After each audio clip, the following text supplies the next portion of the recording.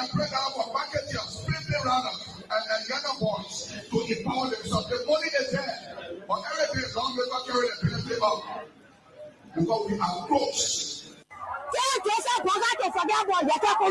What did Paladino Yaga Koluba?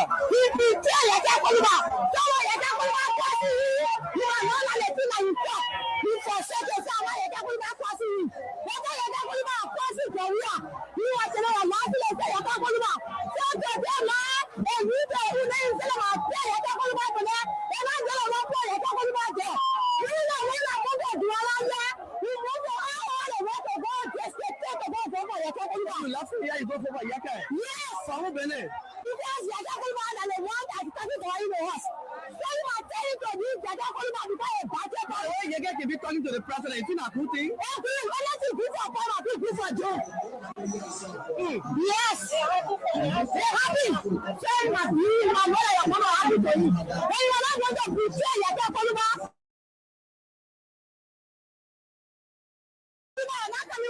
You understand? You have to tell them about that. You can't work for Yaka Koluba. They can sell up on the line. You go for Yaka? Yes, yes, yes. They don't tell us that Yaka Koluba for them. We don't want to get Yaka Koluba for them. Why won't you? They see that young people for them for Yaka Koluba. They don't for them for Yaka Koluba. I let you give up power, give up them. Then you say, what are they not to tell the country they corrupt?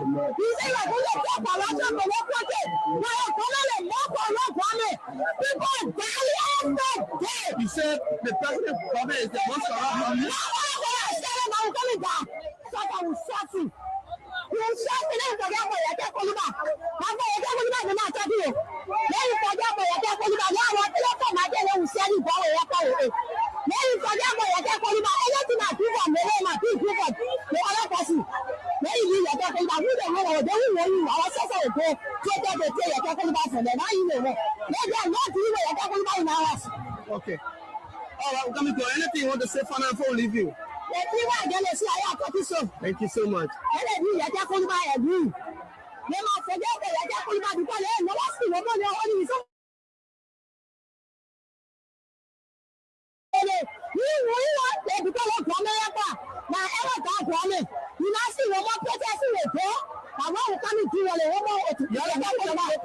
Yes, we are best today. You know, see, because some are so one corner, they do our own day. And they tell the other police, they tell them what do I will pull out advance. You can't continue for it. Tell him to forget about your can't call you by it. Okay, Hello. Eric? Yeah, man. My son, you made mistake. What? I heard you last night. Me and Kun indeed to move Kupa. Absolutely, after the whole election, I'm in my corner. If you hear my preaching most Sunday, you will conclude that I'm right. Will you rescue as a nomenclature after winning? The broadcaster don't even answer my phone. They don't pick me up. They don't let me down. They don't even have time. Oh. I don't talk. Yeah, I don't talk because God knows why it's happening. And everything I will accept it because our son Kun is vice president to him for NIMBA. The NIMBA people will not understand if I start hating on Breaker. The Senate started a trap for Breaker. When we have wrote, the Senate did a comprehensive report of their findings and attached the Supreme Court ruling, amnesty law, and everything. And the position statement for those commissioners who decided from body to where. And said the way forward is a Panama House discussion for peace. Then when Breaker come now, he is deceived by coming there, by the Dillon there, Nombi there, and he now where he's just taking all kind of way Breaker, all kind of thing. He want to go after people. Then, you know, the CDC still control the lower house, the upper house. So they went talking away, talking of thing they did, but they did a resolution that passed because of money crossing. Yeah. Then they sent it to the Senate. Then something happened. Wow. All that they almost signed to Yombi house. Then they brought it that Tuesday morning. They didn't tell me they had it for me. Oh. Then when I heard what was happening, it was remain 2 persons to sign. That was me, that was Barney, Jim Barney. Now when I went to Kun, I said, what is going on? You were here when we had sent paper, and you were here with our own leadership, and we sent the report with all documents, legal documents, to guide where. Then Baka benefited from the 2010 decision by the Supreme Court to be involved in the election in 2011 because he was not to run with Ellen. You're right. He benefited. You're right. Then after serving our Bible for 12 years now, he's now president now. We finished campaign for that kind of woman, then he wants to persecute us. He doesn't grant to persecute us. So what is going on with Kun? One more freedom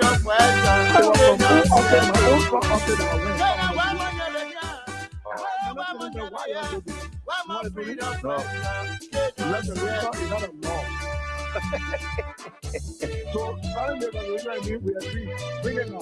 When Baka send a bill, they will not put all the money in. I called you best. Do you think I really believe that at 80 years old? When they were coming, they said they were freedom fighters. You know, when you are When they were coming, they said they were liberators. you're selling But when a they commodity came or a here, product. Your job is to embellish. when they The came fighting here, war against the police of both the ranches. Did you think I knew? what kind Or of did you people think I this was is? so rescue? No, What kind of people this is? just spinning You over freedom fighter, you raping our with a kid. A man who cannot freedom fighter, you killing our children. No, Freedom fighter, you destroying our country. we settled. And And we believe man was and that's how we saw you and touted you about and projected you as though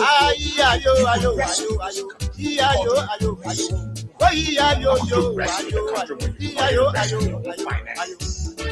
12 years as vice president, we have been begging for money all over the place, raising money to sustain you. What contacts did you establish as vice president? When they were coming, they said they were liberators. Campaign. When they were coming, they said they were liberators. This But function when of they juggernaut came here, led by people who are born in this life, which we did yes. what kind of life people out of this now.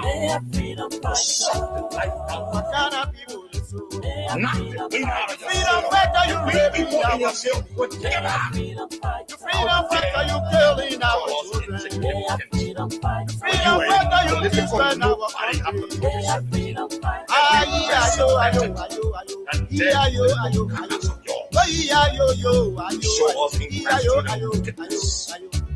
Where are you? I'm falling out with George Weah.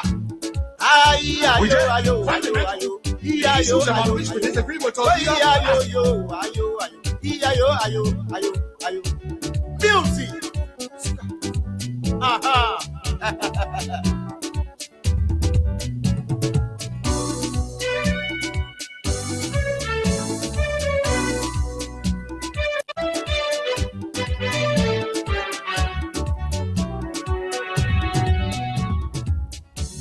When they were coming, they said they were freedom fighters. When they were coming, they said they were liberators. But when they killed their ground, they changed their mind.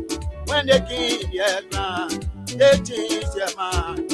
What kind of people they so? They are freedom fighters. What kind of people they so? They are freedom fighters. You freedom fighter, you raping our women. They are freedom fighters. Freedom fighter, you killing our children. They are freedom fighters. Freedom fighter, you destroying our country. They are freedom fighters.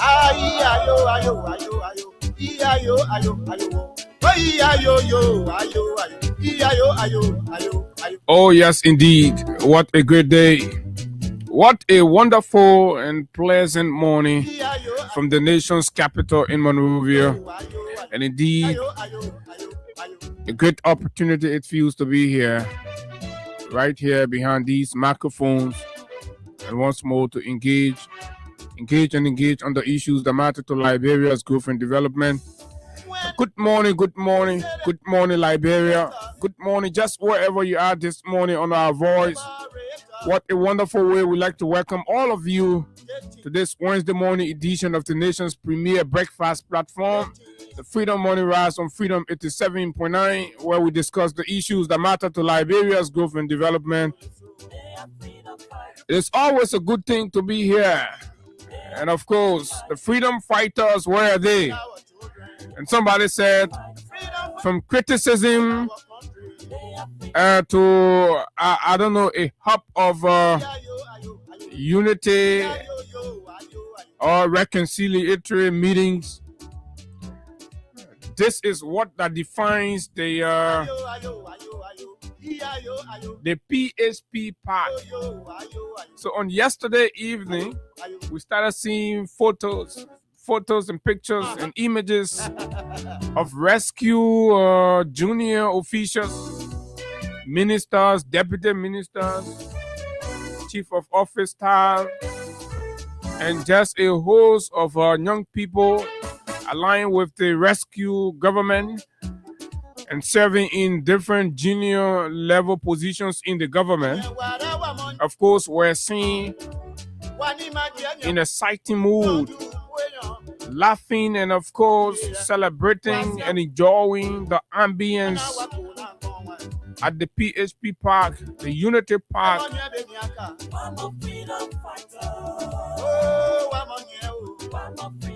Built by former President George Emmanuel Weah. These were the folks, these were the kids, we who that were all around this place here, condemning and criticizing that park. When we were here and telling you that these things were for Liberia, it was about Liberia, and everybody was going to enjoy it. Let's support our country. These guys deliberately became rebels against Liberia. But it is a good thing that today they themselves have gone back and they're enjoying the place. The place is open. All of them, I see them, Mo Ali, all of them can go PHP Park, Invincible Park. They're enjoying it. Hey, George Weah. That's what you call legacy. That even after you, posterity will come and they will benefit from it. That's your contribution to humanity. That's a contribution to your country and your people. George Weah, Timothy Weah, Claire Marie Weah, Tam Weah, they will not always be there. Every other day, these places are filled with Liberians. Look at the ones in West Point, Nikutan, Claratown. The Islamic communities use them during the Eid festival to perform Eid prayers.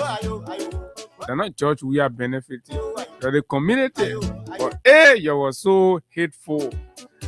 You people were so hateful. But anyway, folks, too many things to talk about. Lots of things right here on the menu this morning. This is the Freedom Morning Rise. At 9 o'clock, we have our own friend and brother, Tier 12. It's going to be our guest here to run over a host of critical issues happening in the country, particularly having the pedigree of 12 is important since the closure of the 2025 fiscal year and, of course, governance period. To have a close look at the entire 2025, and of course, as we have entered 2026, we're also going to be spending time on the government's $1.2 million 2026 budget. What does it look like? What can the ordinary people, what should be the state or the mood of the ordinary people as all of this 1.2? So 1.2 will be going deep into these things and, of course, bringing it out. Who's to benefit the most from the 1.2 billion budget 2026? We are already in the year, right? The SONA is coming up in about 2 Mondays from now, right? The SONA 2026 SONA. What impressive have happened? What should we expect? What does want to think about this 2026 SONA? Will it be, of course, something that will rekindle the hope of Liberians going forward? Would there be something to rely on as we push ahead? Mr. Boakai will be there, and of course, other issues pertinent that's going on in the country, the port autonomy bill that you've been hearing about, folks have been having conversation about. We'll pick Wanto's opinion about that, his insight on it as well. And of course, a deeper look at the opposition, the political opposition in the country, the CDC to be particular, plus other issues making news in Liberia. And in the meantime, before Wanto join us, of course, this morning, Hagar and I will look over a host of other issues that have happened in the country. To begin with, yesterday we started digging into Philibert Brown's so-called investigative report on the FOIA project, and we believe it is so. That is a damning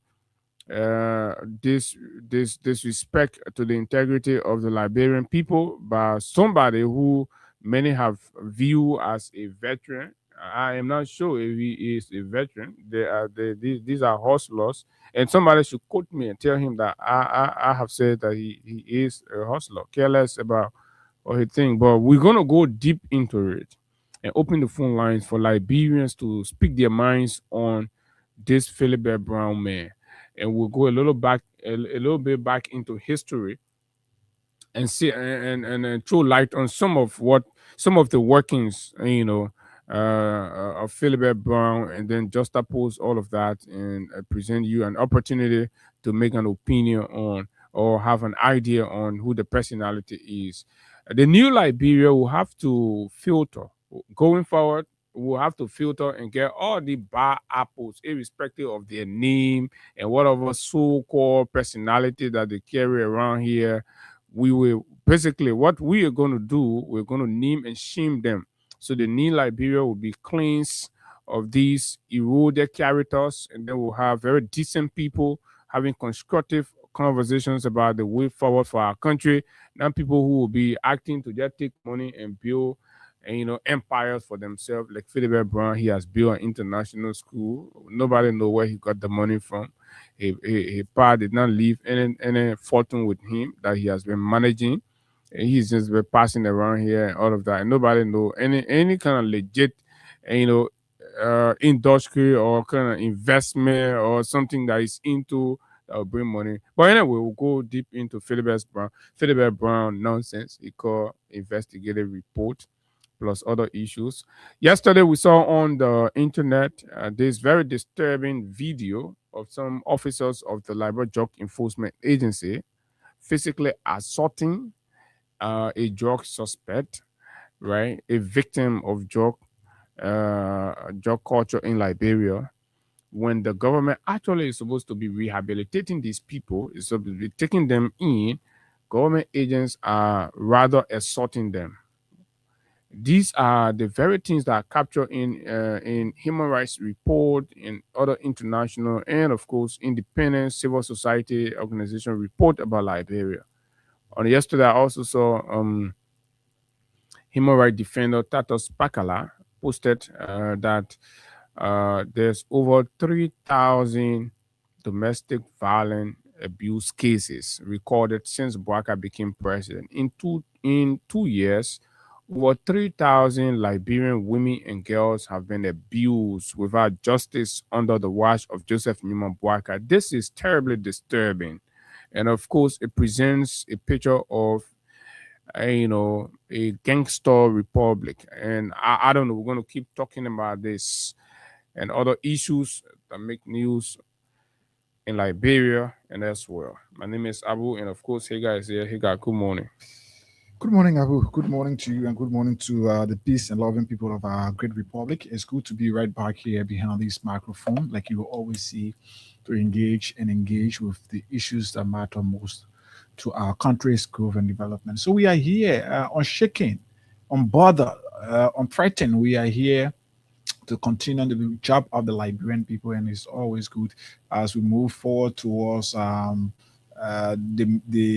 middle part of this year. In fact, just from now, the show promises to be interesting because we've engaged with several former officials of government and Liberians who are willing to use this medium to express their concerns, whatever case it is. And also, we are extending similar olive branch to our brothers from the regime. It is so unfortunate, Abu, that once you It's are open to appointed, everybody. They once can. you are appointed under the rescued mission, you automatically break ties with people who you perceive as not being in your interest or critical voices.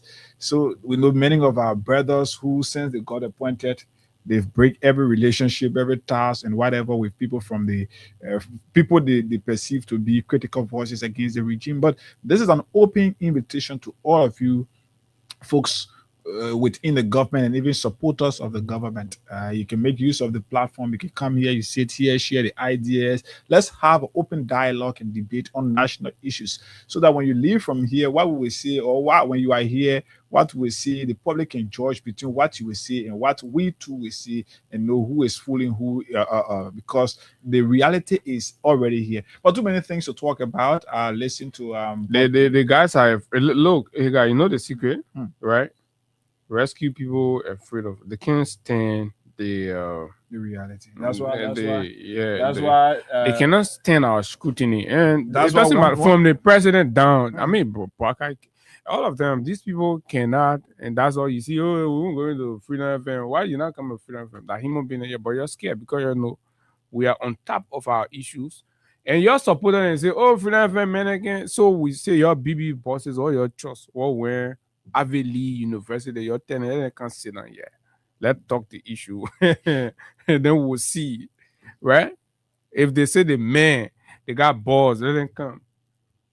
Behind the scene, we've sent them invitation, they will be denied, but we're not backing them. But for those of you thinking that, oh no, we don't know, we always, but they're refusing to come, they're scared because when they start to come here, they will get dangerously exposed because they cannot withstand the scrutiny. And they imagine public work minister come and sit down here and say all of what he can be saying to other places with everything we got, to pull hole inside. And basically, that's all we're going to be doing, asking the question and putting you against your own record. So they're afraid. They say, oh, you go Freedom FM, the bottom will expose you. So let Ale put them on blood list. So our people, they do party things. So but anyway, we are here. The Liberian people are the people we are most concerned about once they're following and they're listening. So that's our interest. The woke regime, they can go ahead. We're not begging them. Look, nobody's begging anybody from the government to come and sit on that platform. We don't you are no value to us, nor our platform. No minister. Look at the people that said they made minister. That son human being. Look at criminals and people who could not even feed themselves, were begging for rest, begging for food from other people, begging for horse rent. Look at a Mo Ali. So what dignity it adds to Freedom Money Rise, a Mo Ali sit down here. Rather, we will be adding dignity to him. Right? It's just the office. Besides that, Mo Ali is nothing. These people don't have personality. They don't have anything. So that's why we are not even bothered. Right? So sometimes when we reach out and say, oh, come on the show, it's because you are a duty bearer and you owe it to speak to the Liberian people. So since you're so irresponsible and you don't recognize these things, we reach out to you and you'll be playing henge-penge. We look at the other Bonsue, good for nothing, irresponsible people that they can put them in public office. You're doing begging you.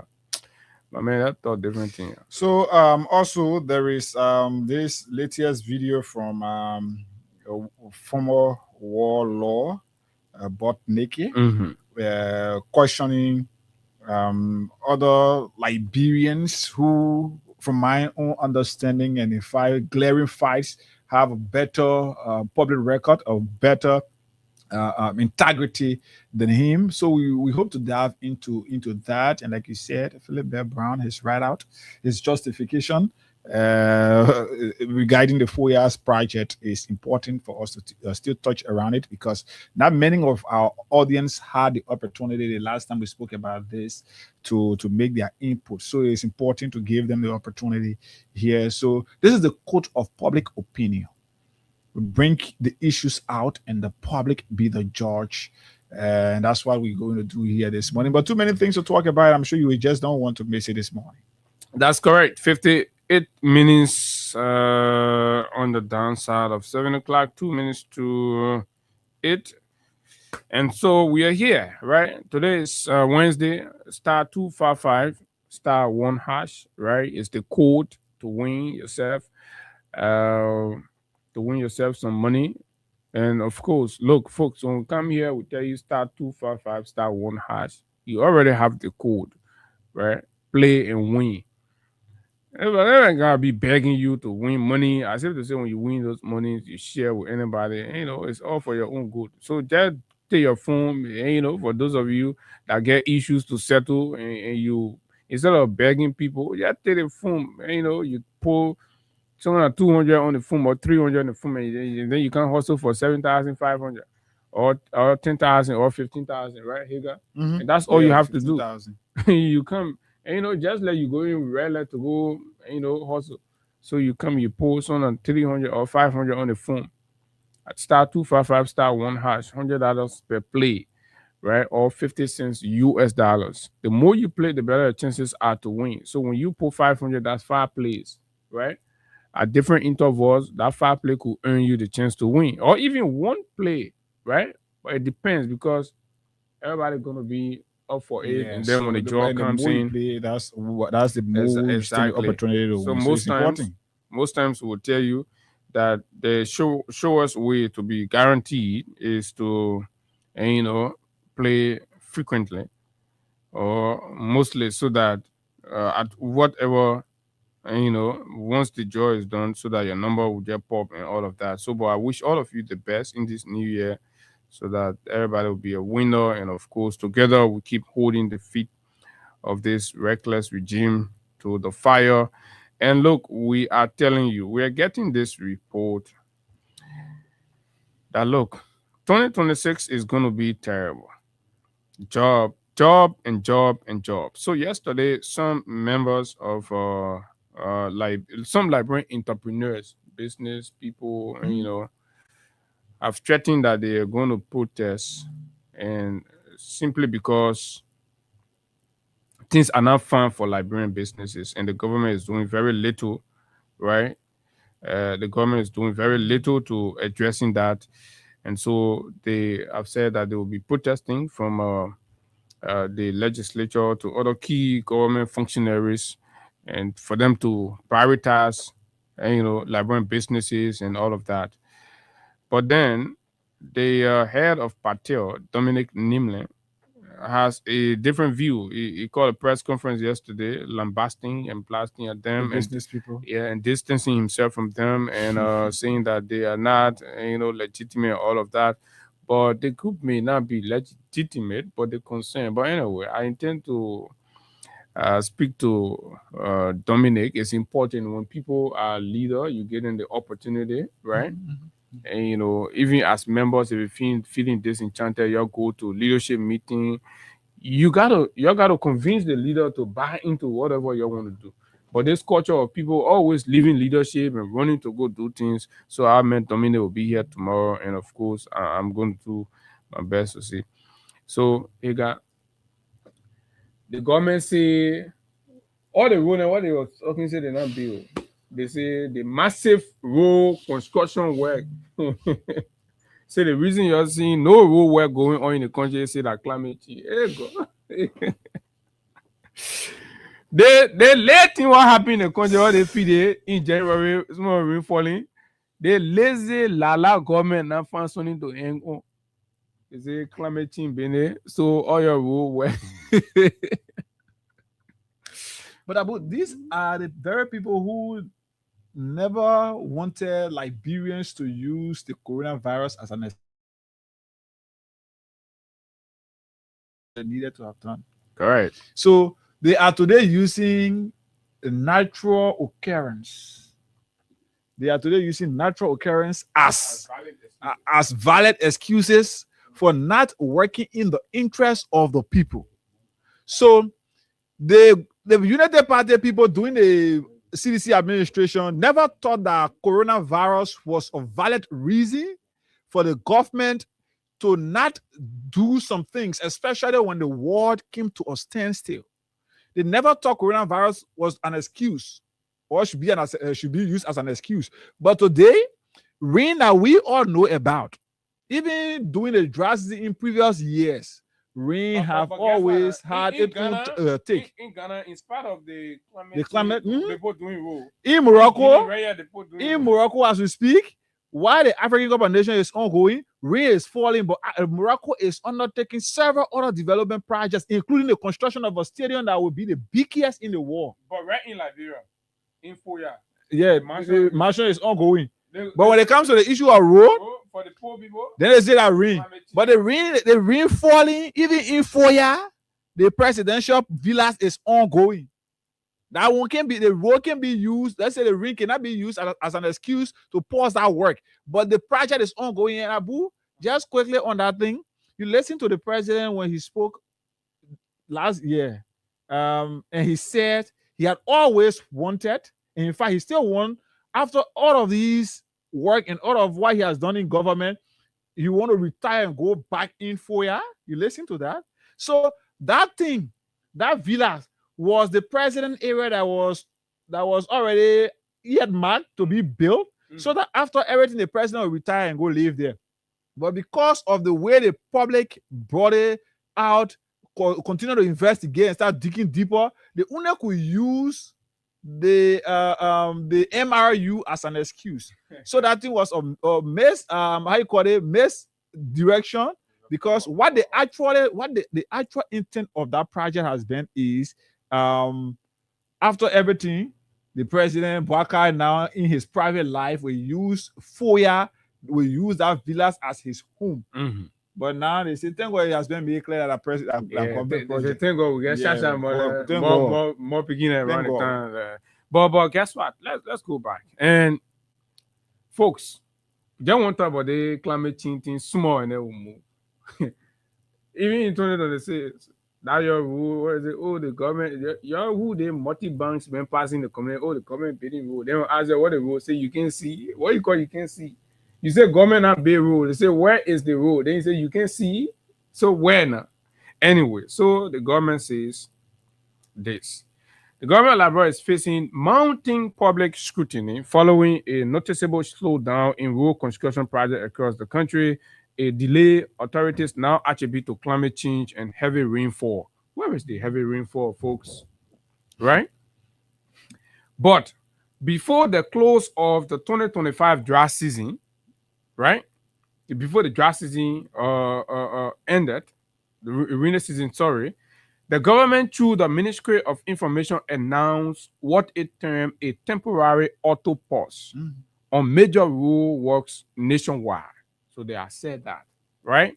So at that time, officials assured the public that construction will resume promptly and progress steadily once conditions improve.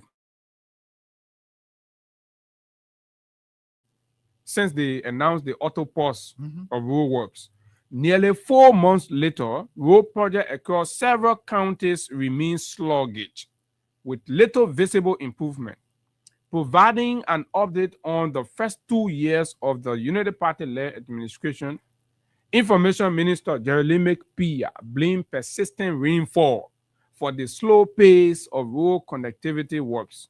According to the minister, unfavorable weather conditions have significantly disrupted construction activities, blah, blah, blah.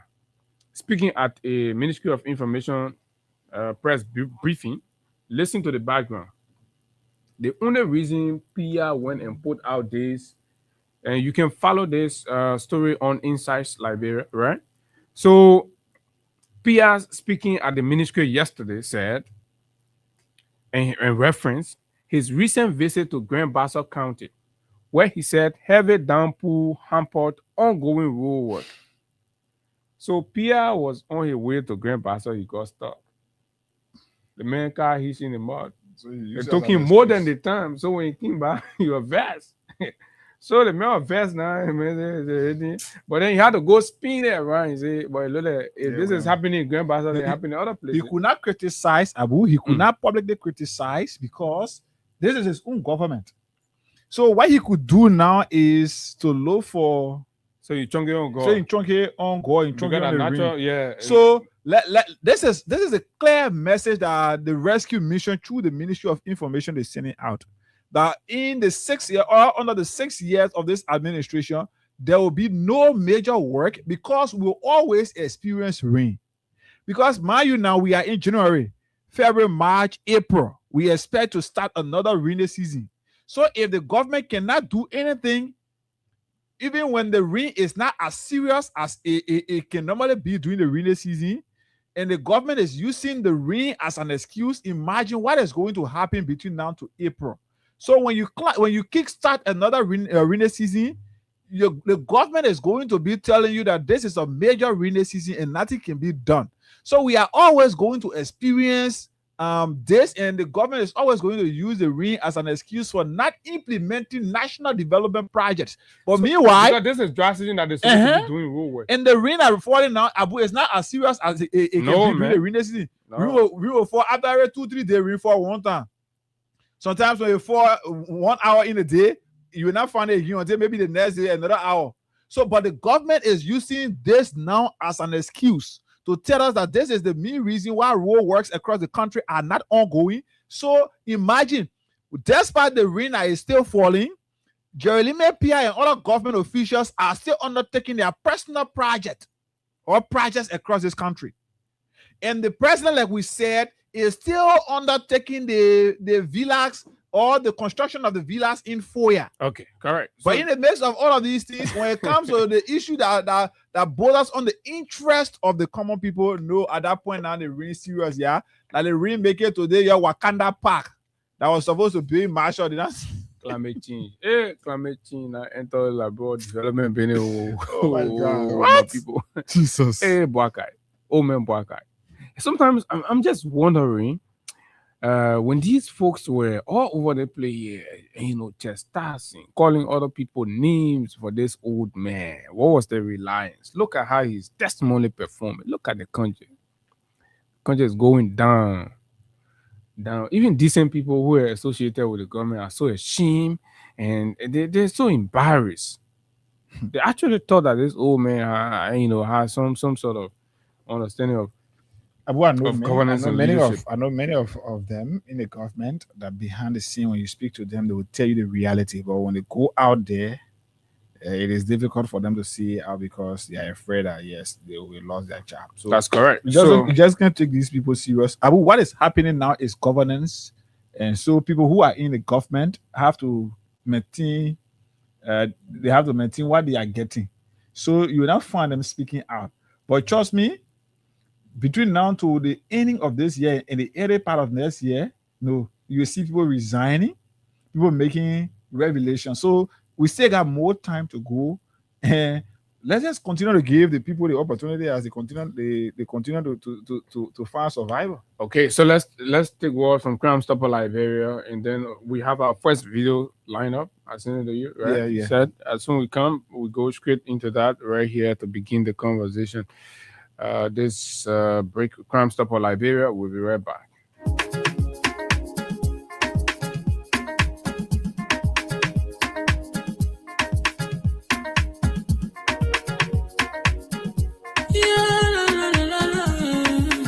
It's about musical. There are crimes in many places, in every community, you can see. So if you see crime, report it. Don't take law in your hand for the right authority. That it can't take care of it. Crime Stopper here for us, bringing safety to your door. Whether you rich or you poor, if you see a human talking, you cheche. Do it for your safety. If you see it, don't keep it. You must call to report it. Crime Stopper, the people bringing safety to your door. Crime Stopper, stopping crime and making peace for them before. Crime Stopper Liberia, from the center to interior. Crime Stopper, keeping us safe, they're stopping crimes for all of us. Crime Stopper, the people bringing safety to your door. Crime Stopper, stopping crime and making peace for them before. Crime Stopper Liberia, From the center to interior, Crime Stopper. Keeping us safe, let's stopping crimes for all of us. Crime Stopper Liberia is your community crime fighting partner. Don't take the law into your own hands. Remember, if you see a crime, report it. This is a message from your own self, Old Man Sam Cyan. Crime Stopper, the people bringing safety to your door. Crime Stopper, stopping crime and making peace for them before. Crime Stopper Liberia. From the center to interior, Crime Stopper. Keeping us safe, let's stopping crimes for all of us. Crime Stopper, the people bringing safety to your door. Crime Stopper, stopping crime and making peace for them before. Crime Stopper Liberia. From the center to interior, Crime Stopper. Keeping us safe, let's stopping crimes for all of us. Okay, so those of you who like to steal other people, man, where we are now is getting difficult. Don't be stealing your friend and man, because we saw some kind of story, some kind of news we saw. They say one other woman now sue her friend for stealing her man, and the lawsuit that not small money, 3 million. right?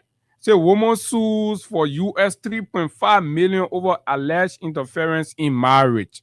You be proud, you say, oh, your side chick, you be stealing your friend and man. Lawsuit bidding that come inside. And that's small money. You be stealing your friend and man, enter your friend and marriage, you be disturbing it. You're so irresponsible. You can't sit down by yourself. You're being your friend and man. So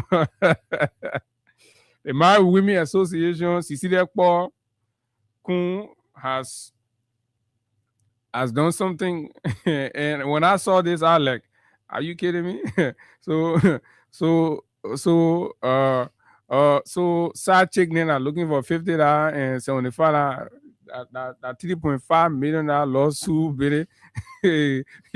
Because I president. Oh, yeah. Has filed a lawsuit at the Civil Law Court for the 6th Judicial Circuit, seeking US 3.5 million in damages against Magdalena Cooper for alleged interference in her marital relationship. This is Bwaka's political advisor. And she's not going to court for any sound thing, but for somebody man being it. Eh? If you in the community, just imagine the political advisor to the president of the Republic of Liberia is being dragged to court for stealing your friend man. God damn it! But anyway, let's move on to something else. So we told you about this LDA video that was so disturbing, right? Where two officers of the Liberia Drugs Enforcement Agency were seen physically assaulting a Liberian lady who is a victim of drugs and all of that. And universally, that is not the standard approach to drug addicts. That's not how, that's not the SOP in dealing with drug addicts and all of that. But unfortunately, since Bwaka became president, everything has turned gangster and, are done in hooligan faction or manner.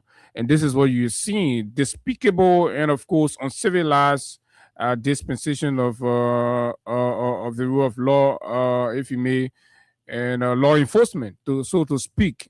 We are seeing regularly police officers are beating on citizens. They've stopped being protectors of the people. Rather, they've become like malicious. And we were here during the Charles Taylor War, at 2003 war. We used to see these malicious boys will be beating people up, and they will be kicking people's stomach, pregnant women, and all of those things. And we are seeing these things commonly done currently under Gregory Cuomo and other elements of the joint security. So the LDA responded. We saw a report. The LDA Higa dismissed, right? Yeah, that's what they said. They disrobed. They disrobed them. They dismissed the two officers. I think NEJAC, right? Any investigation, any due process. That's not what the law says. In Liberia, the law presume individual innocence until proven guilty. That allows a room for due process. So it doesn't matter what you have to accord the person due process. We condemn the violence, but yet still we have to accord the officers due process. So, but this is what Gregory Cuomo has done. Gregory Cuomo, in an attempt for publicity stunt, will always throw officers under the bus. So other agencies are copying suit. But mind you now, the very DEA boss that disrobed these people for violent conduct is being accused by his aide, his aide-de-camp, of violently assaulting him. It's on the media. It's on the social media. Have you not seen that? This is selective, justice. But that's how the government is running. You, the DEA, ORC, you think you get right to be assaulting your special aide? And Abu, in fact, that whole DEA place, you can remember the last time when the second group of people were there. What all happening? You know that we were in control of all of what happened over there. And there is another developing story from that very DEA. But I got one too. Yes, there is a very serious developing story from that DEA. And it is bordering on divisive administrative procedure. Okay. So the guys there are doing things are running administration in a divisive way, where people are being arbitrarily removed from their position because they feel you are from a particular country and whatever it is. All of the evidence are with us. And trust me, you already know the last time it happened, you know how we started. That DEA is coming again under the spotlight. And I just second bring yourself. We get something and we're looking at all these things we're saying here. We got the fights, but we're waiting for the real time. And you trust us. You, the ORC over there, you already been accused of assaulting people assigned to you. So your people who working with you now, they themselves following the sinful step. Yeah, then you go and then now you bring in tribal politics and bringing all kind of things that are not supposed to be in the cycle of DA. But we'll speak about these things. They gave a few changes. And then you're starting your way. And we can go ahead. Okay, so beyond that, from the DA, there are reports that we're working on between the Sierra Leone, Guinea, Liberia route. This route right here, the Waterside border, and we beyond yo, and they say the fighting jobs. Since the last time they did that Dunga Flat Bay, they didn't even open it for the people to see it, and we know who then were responsible for that Dunga Flat Bay drugs. Folks, we are getting this report, and you tell DEA people were working on it. The point we are now, you can disrupt it, right? There are allegations that we are working on that elements of the LDEA are in the habit of collecting $500 each from each of these Guinea, Sierra Leone bosses that can come through the border to Liberia. So the reason why they collect those monies, because normally when these people come, they're supposed to, they're supposed to put all the load down and search the car and make sure that there is no drugs. So elements of the LDEA have designed this scheme, and what the drivers will do, right? As soon as the drivers come, they will pay the $500 and there will be no search. There are people living around Bowaters out there, and you can bear me witness, even the drivers. But guess what? The drivers have started complaining. They said this is unbearable. $500 each trip, right? So for those who are in the habit of bringing in illegal substances, Abu, they are comfortable with that. They're comfortable. But people who got their normal passengers, they too are being compared to pay. So they are having issues with what the DA is doing there. In fact, the entire security setup there is doing. So, but we will continue to talk about these things. It's a developing story. And trust us, as time goes by, we'll continue to talk about it. And as we have latest information or update, we'll continue to speak about this. Eh? We can You know, God get patient. 23 minutes down, so we'll cover this, and of course the Philip Brown. These are our two issues on this segment, and then we'll take our guest at 9 o'clock. This is the Freedom Morning Rise on Freedom 87.9. My name is Abu, and of course you guys here together. We're driving you. The cash giveaway is also active on *255*1#. *255*1# is the code, and you play. And the only reason why we're playing this this video of this guy is to basically set the record straight and say a few things. Do you have it now? Yeah, got it. Okay. So you just want to get us? Okay. Are you people not caught? Is it not the definition?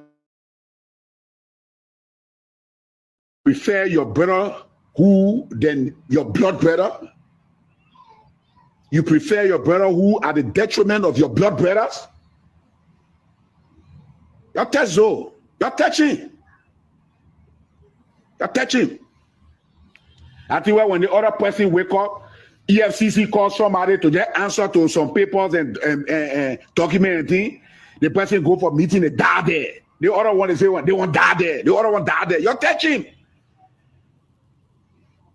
You're touching. EFCC. Like EFCC said. Audit. Bureau of Audit invited somebody to give clarity on how, when they were working, the period they were working in. As soon as they called them, 2 days later, the person died with poison. The fully thing there. I even blame yourself. I blame you. Don't loot that corrupt money in your hand. You're passing up and down here with it freely. And the reason why you're frisky like this. Stolen money, drugs money in your hands. And nobody doing anything about it. Nobody doing anything about it. Free money there. If you're not borrow in the country, you bring crime on, you bring the charges on her. She out of the country, you don't have the sense to say, let her come back. Before I release the charge on her. She crossed the country, everything, before you can bring charge on her, she can come back. The money she get, you know what money is? You know what money is? Though dark money in the hands of those people, you're making them passing free.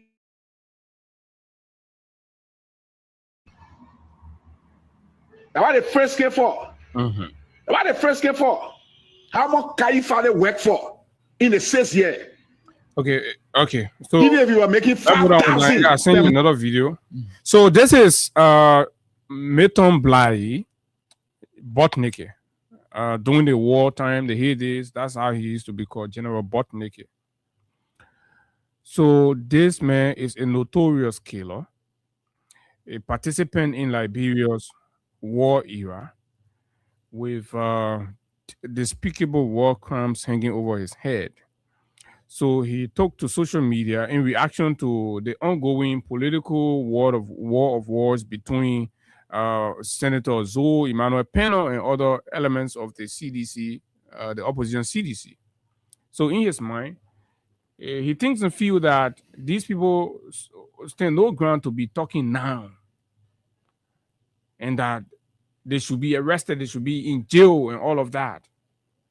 And then we're like, but if a notorious killer can talk now, what about people who were just accused merely, and up to now, nobody has adduced any substantive prima facie to hold these people? Liberians, this is time, particularly the political opposition, to get out of your shell and come out and talk. If this notorious killer, this man who's on record, we're going to play a video where he's begging for killing somebody, man or husband or pa, right? Eating human being heart, intestine, right? This one, today can think because Baka is president, so he wears the authority to be challenging other citizens and saying they don't have a stake, they can't be talking, and he's still threatening people life. People having civilized political war of wars. The killer man not get there. Saying he used to killing that water. Y'all try it. Y'all try it. It's in that war time, yeah, but play that here. Other stuff there, like when people, yeah, then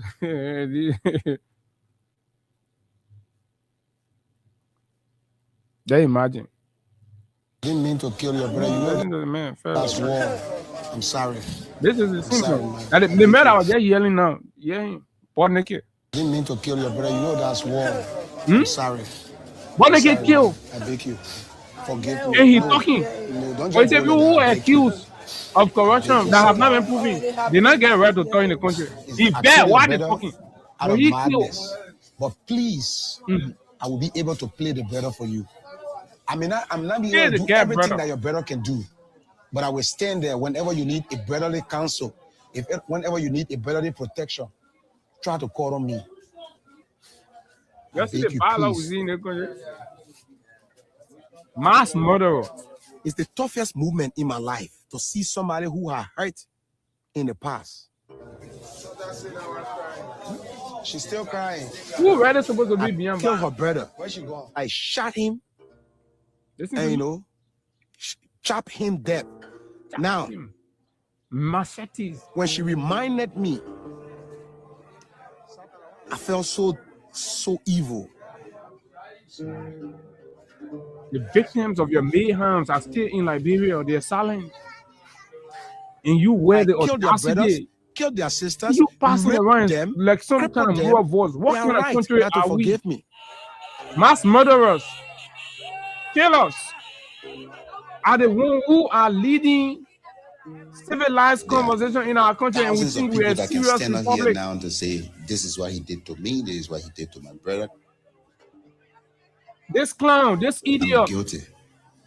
I'm talk about 100% Fina guilty Bono for then. all things Eh? I did. They get there, they get that. You drug addict, a notorious drug addict. You took drugs and mean people and ate their heart. And you can't question a decent young lady This one was one of my fighters. only because she was kind and generous One of my boys. and was there for the I wish I ordinary can take it people. from here now. And they saw her as, Reject them because they fought. and you know, and he ran These guys because did of not our fight by themselves. selflessness, They were forced to fight. out of envy, Like this a one, wicked I forced killer, him to mass fight. murderer, This one, drug I addict. forced him to fight. Most of them here, I forced them Listen to to you. fight. You recruited child soldiers, people, babies. You gave them gun. You forced them and gave them gun to fight. Disrupted their lives. Some of them are Zogos today. Some of them are disabled. Some of them are amputees. You are on tape. You forced them to fight. You gave them gun. You gave them drug. And you come here to call other people, say, oh, drug addict. You fit the bill. Rescue. Look at one rescue spokesman. A mass murderer, a rapist, a human heart eater, a drug addict, an unrepentant killer. Where's the audacity to open his stinking mouth and be talking to decent people and having to put his mouth in civilized conversation about the forward march of Liberia when he only saw Liberia forward march in killing? Who is supposed to be beyond bars? Who is supposed to be beyond bars? Hundreds of Liberian children's future were disrupted because of this evil. And somebody think, oh, Popeye around, oh, and I repent. That's it, that God say it. I repent there. This man who uses his political, his wartime repetition to threaten civilized people, people are afraid of him because they know what he did. People saw it. He's on tape, he's on video. And this man, Bwaka pays this man to threaten political opposition and intimidate them. He enjoyed the protection of the government, the NSA. They pay this man to be going after people. And he can't talk about Fina. Then you're supposed to be talking when you're supposed to be beyond bar. Have you accounted for the atrocities, the killing? You can't argue that you were a child soldier when you're on tape saying that you recruited child soldier. How can child soldier recruit child soldier? He got these are the Abu, fundamental this is- problem with Liberia. This is a man who is also on record admitting that he joined society just to fight war. You listen to the butt naked confession. But Abu, let me say this to you. This is one of those individuals hiding behind the Holy Scripture. And this butt naked guy, Abu, as we speak, butt naked also is dealing with drug addicts in his place. You remember what happened in Grand Judah when Yeke Koluba went there? You saw the amount of human beings, the amount of young men that butt naked brought in the street, people who are working under him. These are individuals who are with butt naked, and he's using them to accomplish his clandestine aim and missions.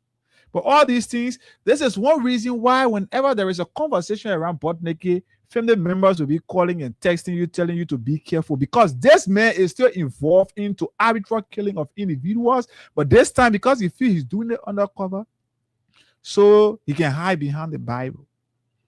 This man still got a gang group that is running, Abu. Butt naked is running a gang group.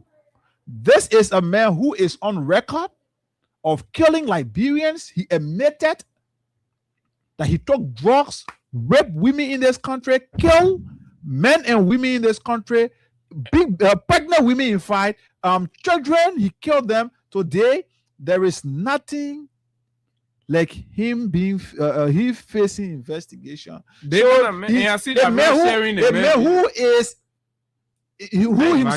who himself is a witness to his own crime, fighting to see that people who are only being accused, fighting to express anger on why these people are not behind bar. When you yourself butt naked, you should be behind bar, because for you are a living testimony to your own crimes you committed. You are on record for admitting that you killed people in this country.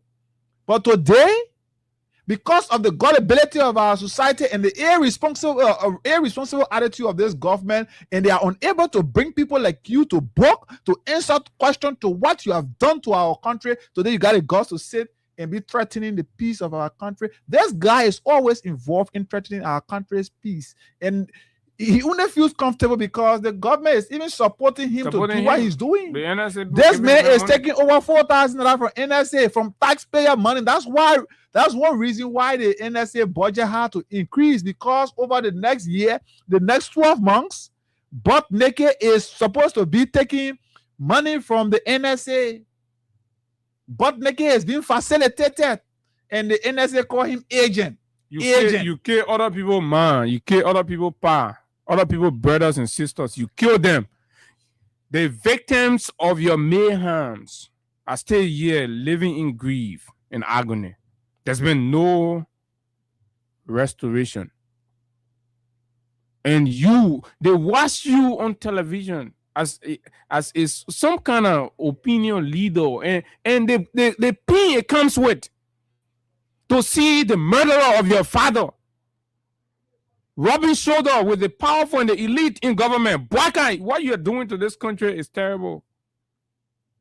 You give a seat on the table to butt naked, to continuously intimidate people and pay him handsomely taxpayers' money that victims of his mayhem, people who mind and power he killed, ate their heart, take up pregnant women, babies from their stomachs, and boiled them and ate them. These were the things they were doing during the war. And this guy was a general. Who were those eating the human babies? Were the generals. We tend to want to forget about these things and ignore these things. But when we see these people in Sierra Leone, you don't see it. How dare you, as a mass murderer in Sierra Leone, you open your mouth to say you come and talk about issues in the country? You are living your life pleading forgiveness. And you come here to come talk about Wafina Bondo, not in jail. Let's compare the crimes. Right? Let's compare the crimes. Yours is felonious. Yours is treasonous. That rebellion you participated in was against the state. That treason. Right? You organize yourself against the state, against the government. That's treason. Go and read. You did that. You committed felony. You killed people. And you come here and be talking about misdemeanor things that are not even proven. Allegations that have not even been proven. Some mostly political propaganda used to deceive irredeemable idiots like yourself. But anyway, this is the country that we have, unfortunately. People can make hero out of eroded characters. But that is that for that, folks. We'll open the phone lines. LeBron will talk more, and there are other people there who know the name. We can have our serial conversation about these killers. You come, other people are serving sentence, and you come here be talking about what place you supposed to be.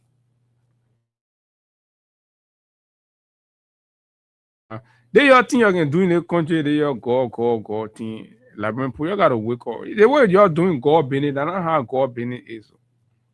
God business is justice, is fairness, is sincerity, is honesty. But when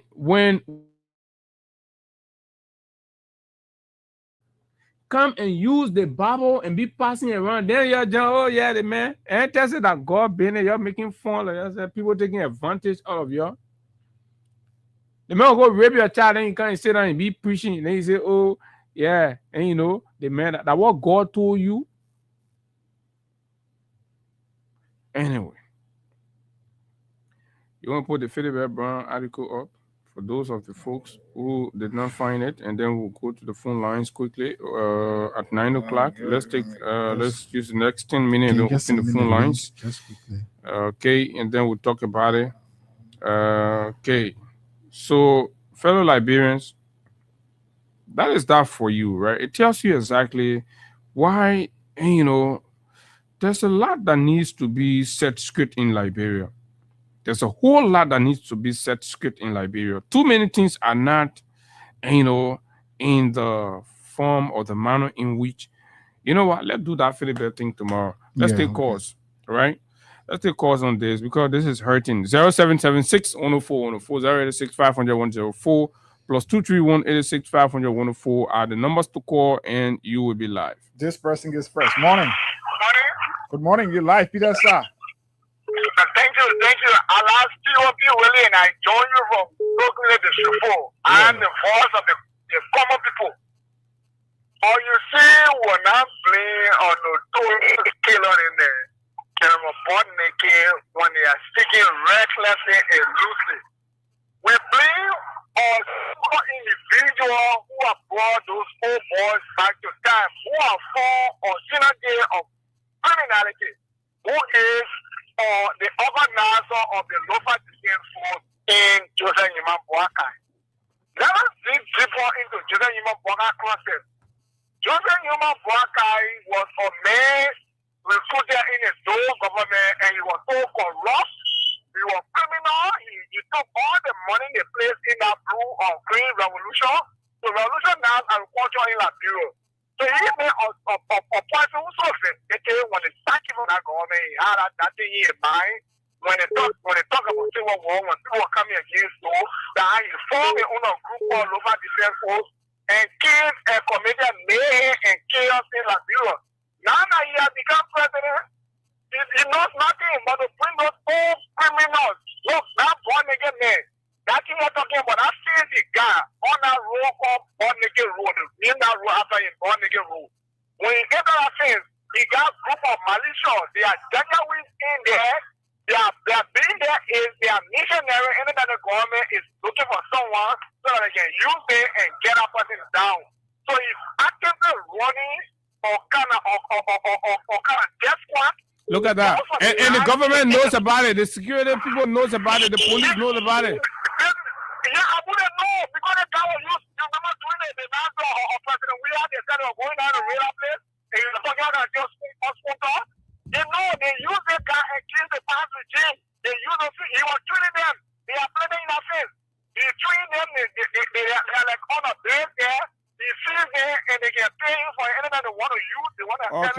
you very much. Thank you, Pierre. Thank you, Pierre. Let's talk to somebody else here. Morning. Yeah, good morning. Good morning. I will sorry, we're coming to do it. Money, you got to lower your monitor. Okay, she dropped the line. 0776-104-104-886-500-104 plus 231-886-500-104 ID numbers. You can call us on here this morning and be a part of the conversation here on Freedom 87.9 on the Freedom on Air right here. This person, good morning. Hello. Yeah, good morning. Morning, you live. Happy New Year to you guys. Many happy returns. Pastor Emmanuel Cooper, I call to commend you guys for your better analysis on the so-called pontificate.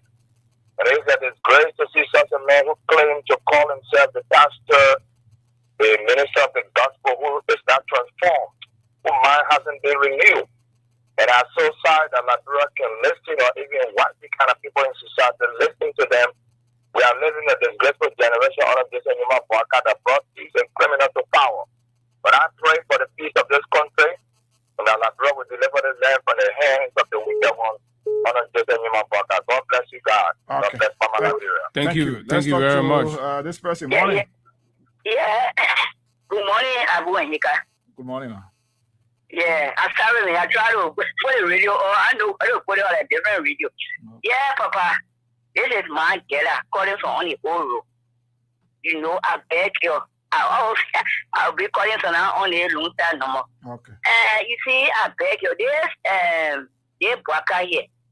You said when people say that you people go war in your country, these are only things.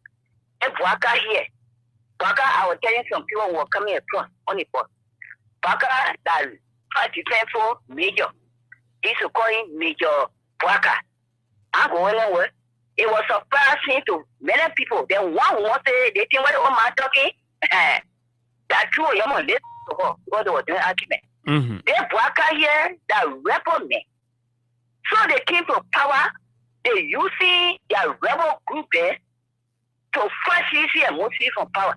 They bought naked doing a campaign. Here one they use that way see they carry to the NSA. But naked so terrible men were on Jolly Road. Yeah, that was big man. He had no small man. He had a boss with him. That one he boss fought my son. Yeah. And put now on his face, blow his son. So I know Paul naked very well. Across the road there was the deliverance team. That those people and his girlfriend, where you so go there, girlfriend, he can't. That I get talk to the people, Pastor Saros. They Bishop Kumpule today. They don't want to deliver Paul naked. So that Paul naked, I know his story. That big killer. Then that Bwaka came to power because he came for local defense, Mayor Bwaka. Then he brought the Paul naked here. They're the one Paul naked was 24.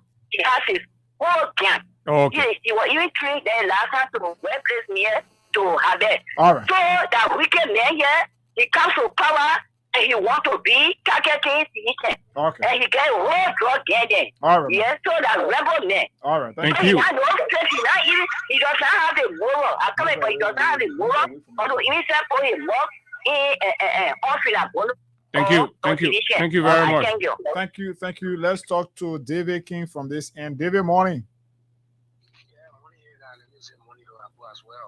Good morning. Go ahead.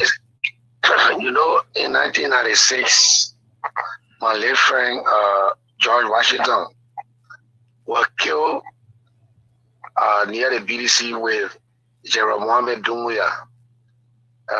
Doumbouya used to be the chief of staff during the interim government with Taylor, Alaji Nkrumah, and other people. Pondeke was the one who beheaded those guys and took their head and sat it on the table and made roadblock, the road leading from UN Drive and Ken Johnson Road intersection. He sat here there. He's a terrible guy. And it's important for the young people to know these stories and know him because he passes around and adds some kind of moral voice. So imagine a man who behead people and put it and fix roadblock with it. He's not a moral Take human voice being here and make checkpoint with it. Human being here. Yeah. And that's how A.B. Nkrumah became the next chief of staff after Mohammed Doumbouya was beheaded by Bondeke. So when people speak in a country that you give people a moral voice. One nigga, he's not one of those person.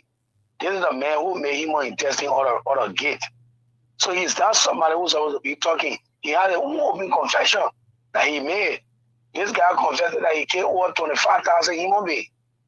He said that he became an oracle because he wanted to carry on mass destruction. And for Joseph Boakai, we know his history.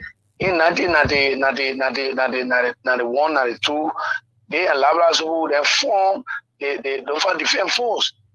And the Lynch First Massacre, they all were part of the Lofa Defense Force. They brought the Lofa Defense Force into being.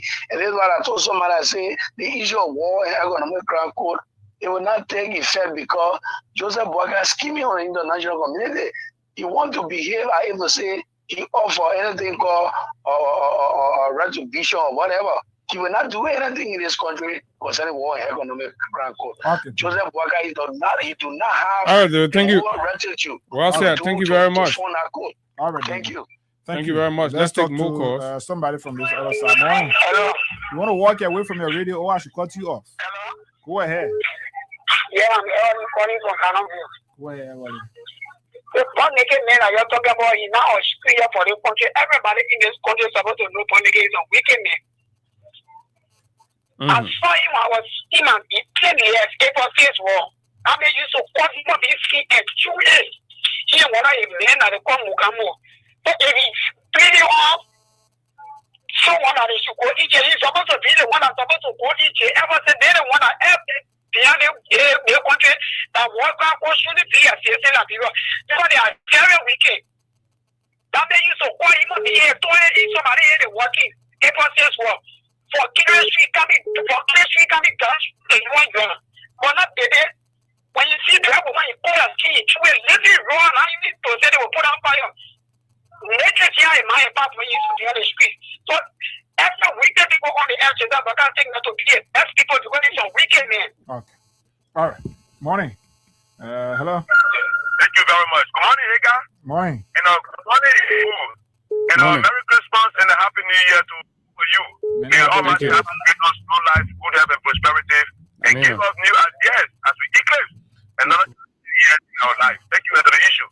You know, people like Bob Nicky, the Holocaust, slaughterhouse-style man like Bob Nicky should not get any, moral standing in our character, in our state to discuss national issues. But how will this man not be giving credence when Don Yuma Kwaka use the guy to put their body all around here that were being photographed by Jean Goode Fromo? These were the guys they used years against President Weah. Oh yeah, exactly. Those are the guys putting their bodies around the street. They say a mysterious killing. So deep were the guys. Even if you dig deeper, the characters that died Broad Street, these guys are and that big head Jean Goode Fromo always used to be there to do the live video. Very cool. That's why they rewarded him with that job. So they can challenge him that you will not discuss how they kill these people. That's the reason why they carry an NSA to challenge him. But these guys, they are responsible for the uncounted number of dead bodies that was under here under President Weah. We know them. The history will come out. Thank you very much.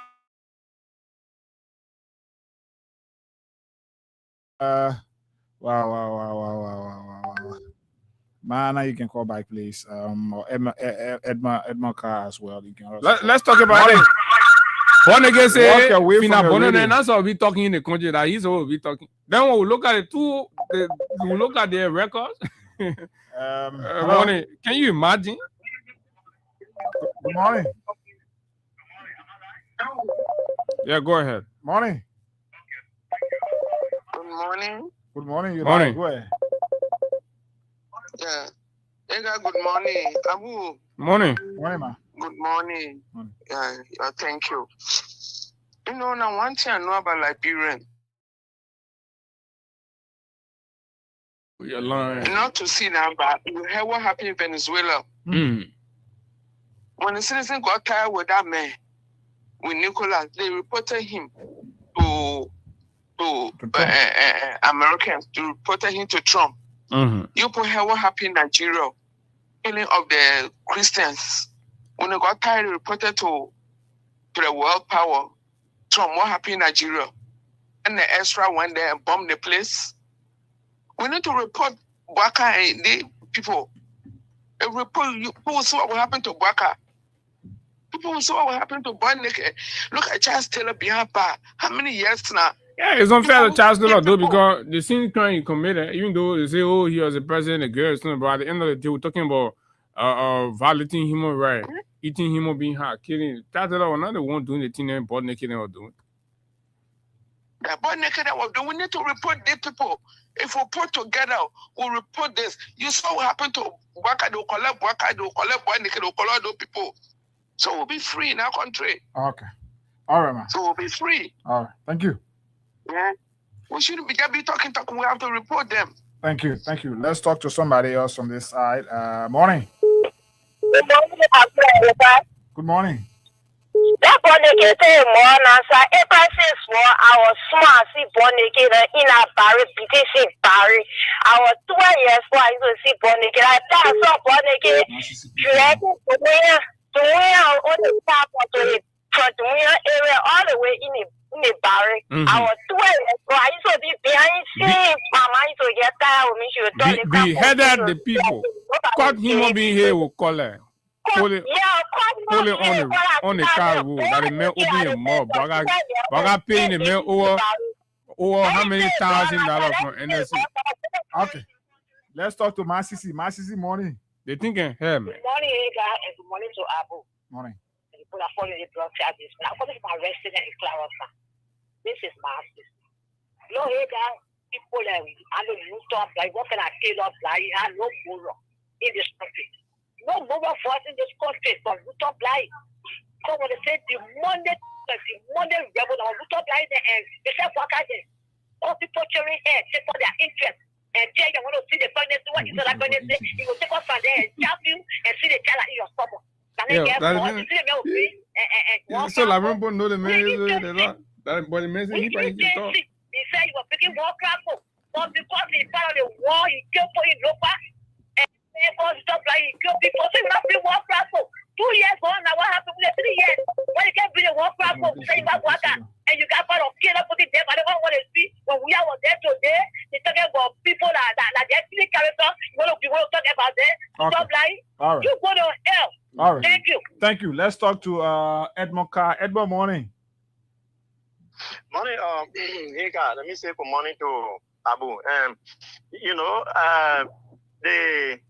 our mother requesting us to report the kinds of information. They can also help us because when you guys carry on the kind of a talk show and getting the view of the very Liberian that experience the kind of wicked guys in the country, they can cut the tape and share it with the international community up there. So that they can listen to us that are telling them that the guys that carry on the mayhem in the country, they are staying here terrifying us, harassing us. It's just necessary to do that. Intimidating peaceful citizens. Intimidating peaceful citizens. That's what they're doing. They're being paid by the government to do that. They're being paid by the government to do that. He's even running a militia. That place needs to be investigated. That place, that play what they say, I hate to call it born again community, but people need to investigate that. That man not supposed to be organizing militias in the state. It's not supposed to be done that way. But human flesh, a dream human block that what he live on. So if you talk about moral issue here, he lacks the ability to discuss such an issue. Okay, thank you very much. Let me tell you, Eugene. Thank you, Edmond. Should be in jail by now. Okay. Thank you, Eugene. Let's hear you. Yeah, good morning, Abu, and let me say good morning to Hega. Eugene, and let me say happy New Year. Many happy returns. So Abu, I called for capital bypass. You know, Abu, I'm constrained this morning to make my input relative to Milton Bly.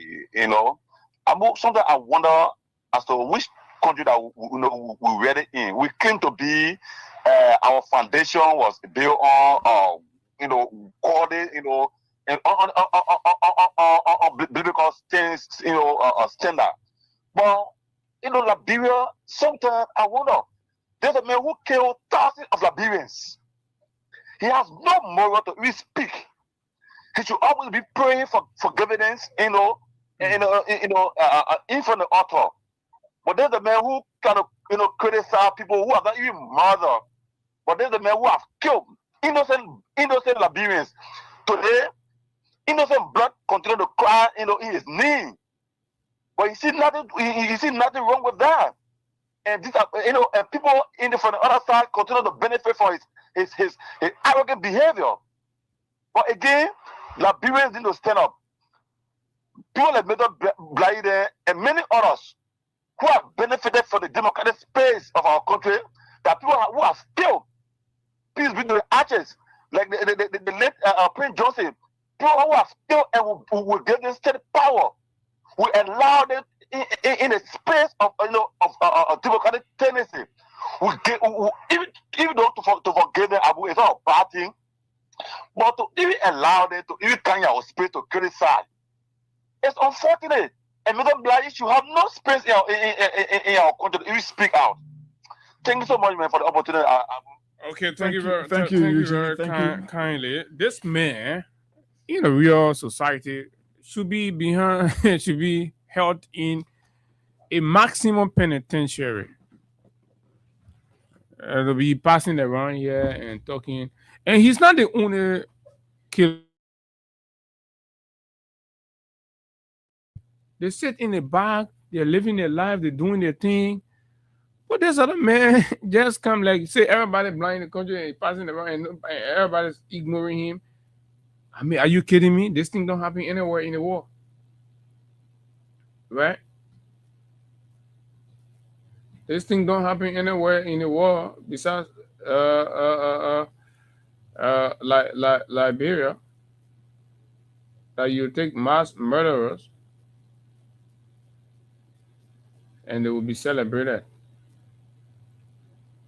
Okay, let me take this break. When we come back, we will join our guest, Wanto Tia Wanto, who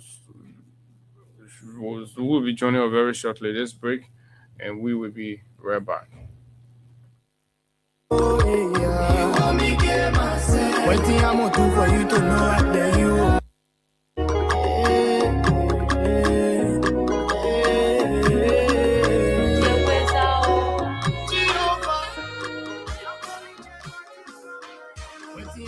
For you to know I let you. After everything I do, but why you letting me? Oh, yeah. You want me get myself. One thing I'm gonna do for you to know I let you. Yeah. You want me get myself. All the things I'm taking out for you. Oh, yeah. You want me get myself. When I think of all the things I used to say. I used to swear it all. I say love can't do me like this. Oh yeah, but say I made you. Yeah, sometimes we can fight. You get blessed, but what it depends.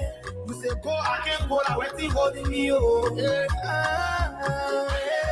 oh you're not like me. My people say you finish with me. They think you pour in my food and now you see me. I can be walking in sunshine, I can see clear. I ain't cargo, you remember I get detail. Oh, your love like me. This is lyrical mastery, and of course from the man J-Boy, the prophet. LRB music to the war. Right here on the big station, Freedom 87.9. Good morning to all of our friends, our fans, our followers.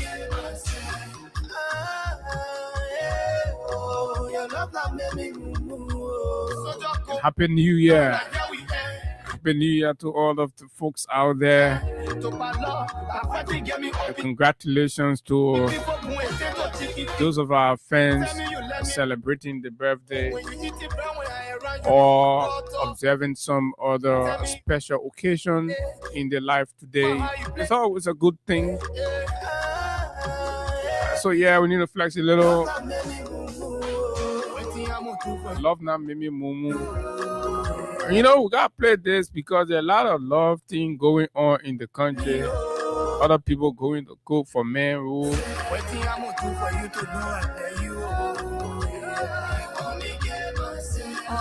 So that's technically that's Cecilia Kun asking Jeremiah Kun, what thing I'm gonna do to prove my love to you? You want me kill myself? All the things I do for you, I brought your pie America. Yeah.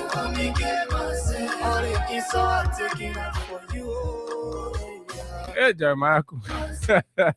All the things I used to say, I used to swear all. I say love can't do me like this. Oh yeah, we got it like that. He say, oh my man, love that thing can't happen to me. Sometimes we can fight, you get best, but what it depends. You say go, I can't go, I waiting holding me. Oh, Richard Kun, sorry, I said Jeremiah. Oh, J Kun, sorry, yeah. Sorry to my man J Kun. J Kun pa, we got plenty in cooking. You see, J Kun is like a real race car park right now. But we holding a, we ain't talking here. Waiting, I'm gonna do for you to know I tell you. Race car is not parking in the garage. Not parking in the garage. Race car not parking in the garage. You're parking, it's stuck up in the mud. Waiting, I'm gonna do for you to know I tell you. And this song can also apply to my own boy. He got Gonda, right? Yeah. Oh, you're not that many. You got him do TikTok the video, send it to the guest. Yesterday was the birthday of Samuel Light Cooper, one of our ardent followers. Oh, okay. Yeah, Samuel is a religious follower. Yeah. But guess what now? Talking about love and relationship and marriages and issues and all of that, right? We are getting report also. The rescue government, yeah. That the EPS director in a marriage buha. So let me play small table.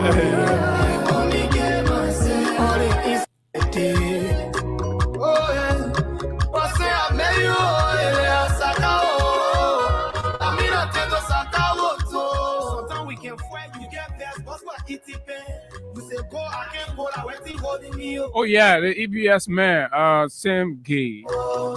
We are hearing I've got some marital issues as well, and it's being allegedly dragged to court. We'll talk more about that tomorrow, folks. This is the Freedom Morning Rise on Freedom 87.9. Let's hold the music, at least LIB music, to the war. And so we have our dear friend and brother, Wanto Tier. Wanto, he has joined in already. So let's go strictly to bring in Wanto. Wanto, good morning. Welcome to Freedom FM. And Happy New Year to you. Good morning. Are you hearing me? Yeah, yes, we are. You're clear. Oh, great. I'm excited to be back on Freedom. Thank you so much, Abu, for the invitation. Today is a very incredible day. It's cool year in the UK, but it's also funny. It's cool, but then sun shining, funny weather. Okay, that's quite interesting. Happy New Year, man. How is it so far? How was last year with you? It was amazing. It was a great time. The most important privilege in life, Abu, is seeing a new year. It's a tremendous privilege to be alive. And so for me, I take it in good faith that I'm alive, which is the most important aspect. I think at the drawdown of the year, we saw a robust CDC intellectually engaging the media, providing fast countering disinformation, and ensuring that we can be able to stay on tight with, putting this government on their feet. That for me was incredible because it justified that CDC can be sophisticated if they want to. We saw a new version of Wanto Tier. I don't know if it was the end part of the year or the beginning. That lovely Wanto. Talk to us about that. People just blowing things out of proportions. The funny thing is, people expect me to be virgin, to be virgin. Well, so that was you, right? And that's the madam. Congratulations, my man. Thank you, Chief. It is. As always, the goal as primarily there will all be a moment when people, I mean, you're an example. You're married man. You have a family, which is amazing. At some point we have to cultivate to that level. Yeah, but the truth is, and I understand why people blowing it out of proportion is because I've lived a life that that's been very private, and that was like very, very out there. Yeah, but we're thinking of a family soon, and that's the most important aspect of life. Yeah, and I'm excited to hear that. I can remember doing my time when I got wedded, when you call in and we talk about it. You also said you were thinking in a direction. So when I saw the video, I said, okay, the man actually. Yeah. Which is a good thing. But Wonto, your county is also in action today in the National County Sports Meet. Okay, anyway, I'm talking about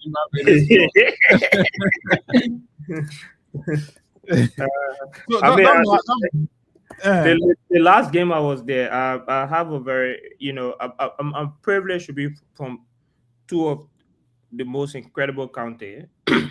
Neymar from paternal side, and then Grand Kema from maternal side. So it's always an incredible, Grand Dida or Grand Kema? Grand Kema. So my mom is from Grand Kema. Okay, that's good. That's a smart, perfect intellectual mixture right there, though. Very much. It is a very not just perfect but powerful intellectual mixture. Yeah. And I hold these two countries so dear because I love my mom and my dad. But the truth is, I was at the first game of Neymar County first game. I also at Neymar Grand Kema first game as well, and we were victorious as possible. Okay. I think Neymar. So in the final game in this new format of the quarterfinals, your mother county is going to be up against your father's county. Yes, definitely. I find it as always when you put in that position, people think that it's a complex position, but it's enjoyable. You will not go bad feeling. Came out when you're happy, Nima when you're happy, enjoy you're happy. You live with something. If you're a gambler, you gamble, you still win something. So obviously, I think I'll be cheering for both counties as possible. And what I'm saying over time is that the county it has a robust potential to be a space for reconciliation. We had off to the fact that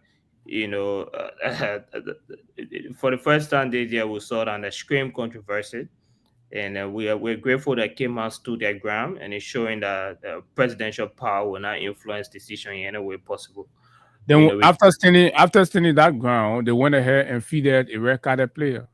Your friend. The truth is, according to the rules, but that player was confirmed and cleared by the U.S. Sports Ministry. Is that a FIFA standard? No, that's why the tournament. The tournament standard says that all rules apply. When there is a fundamental clarification, it does not take precedent to the next match. So I think what. So 1 minute. I think it looked like your crew followers want to have some claim to you. So they're asking as to the tier name. So my name, the name Tia is actually a Mano name. The pronunciation is Tia, but it spells the same way as Tia. But anyway, as usual, I always tell my crew follower that I'll also claim Grand Crew as well. So we'll add that to the content, making it 3. Because you kind of cross more like a cool guy, though. Yeah, I sound like I'm the way talking about. The internet. So I hope that will satisfy. I will claim Grand Crew as well. We'll add Grand Crew there because I must be able to also attach this Southeastern principle to it. So we'll take that. Okay. Yeah, but the truth is I'm from Neymar and Grand Kema. My dad is Mano. I'm from a town in Neymar called Borgampa, a very small town. And then my mom is she live in Bowater South, so around Tier 1 district or something. Okay, want to? I mean, this is home for you, so we have to, munch on some stuff and all of that. Of So, course. so let's go back a little bit. First of all, to look at 2025, an overview for you in terms of governance and politics. What was it?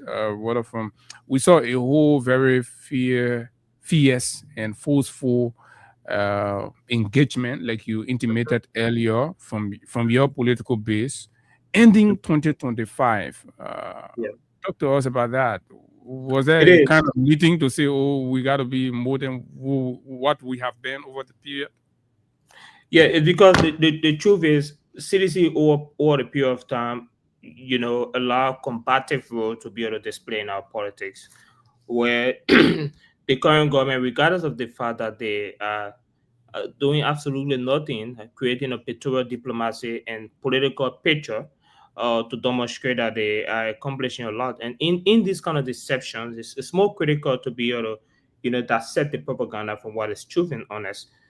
And I'll tell you, Abu, when I was going at the airport, I realized that I drove almost 70% of the trip towards the airport completely in darkness.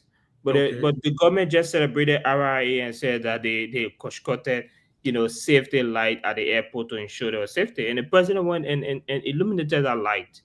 And that's the kind of deception we have in our politics. It goes far beyond that. It comes to policy, it comes to decision-making process, and it comes to governance. I thought they said it was in phases, and they were dedicating the first phase. But the truth is, the essence of taking the president to go to and put a few lights closer towards the airport, it's the biggest hypocrisy ever. And here's the thing: but that's phase one. I want to. Do you have a problem? They said it's in phases, and they have completed that phase. So the president was okay to go and dedicate that phase. No, about the communication on e-mansion speak quite differently to that, and I read what the communication says on e-mansion, and that's where my concern is. The communication on e-mansion said President Bouaka officially switched on the ELWA RIA street light and Bento electrification project, marking illumination of the ELWA junction to RIA highway stretch, as well as Bento Crossville electricity project. It did not communicate interface to say this. So we may say there's a political communication. What the communication justifies that the president or switch on light from ELWA to RIA. And I found that significantly deceptive in a way, because this is not the situation. The situation here, if you see massive darkness towards the airport way, and that should never be the case. We must be honest. And my point here, Abu, is that we must be honest with development outcome, because you're building a picture of a state that is making tremendous progress, and that's not the case. And in the time past, you criticize President Weah and CDC for celebrating many things like that, and now today you are making the president to go at night and put on a light in a partial settlement closer to the airport, while the entire way towards the airport is completely in darkness. Then the second aspect, which I found it very tremendous, is the blame shift on CDC. Okay. Every time you criticize these things, the Unity Party will tell you, say CDC saved the country for 6 years. Why they didn't do it? But here's what is very fascinating about it. Why do you have a problem with that? If, of course, you as a party and a government, then you also had the opportunity to set the stage. I think that isn't entirely a bad precedent or basis or premise to lay that the argument that you're making, the CDC should have. So if a Unity Party official argued that, why do you have problem with it? No, it's not primarily about me having power. It's a great question, Abu. Yes, where my concern is. My concern is we don't assess development on this kind of outcome, because there are a lot of things to be able to point out specifically. The first thing to point out is the fact that the Unity Party served 12 years. Around the drawdown of the 12 years, I think somewhere around 2015, the Unity Party won the MCC compact. If I'm not mistaken, I showed 2015. The Unity Party won the MCC Compact. The MCC Compact provided around 250 million, I think, something like that, specifically on electricity project. So what did we do with that money that we can't get street light? When CDC started constructing street light and illuminating project closer to the electoral process, there were exceptional criticism on CDC because of that. And the second thing that we also think about is the hypocrisy in governance that I think is very concerning, because one conversation has always been on the poverty statistics and the demographic.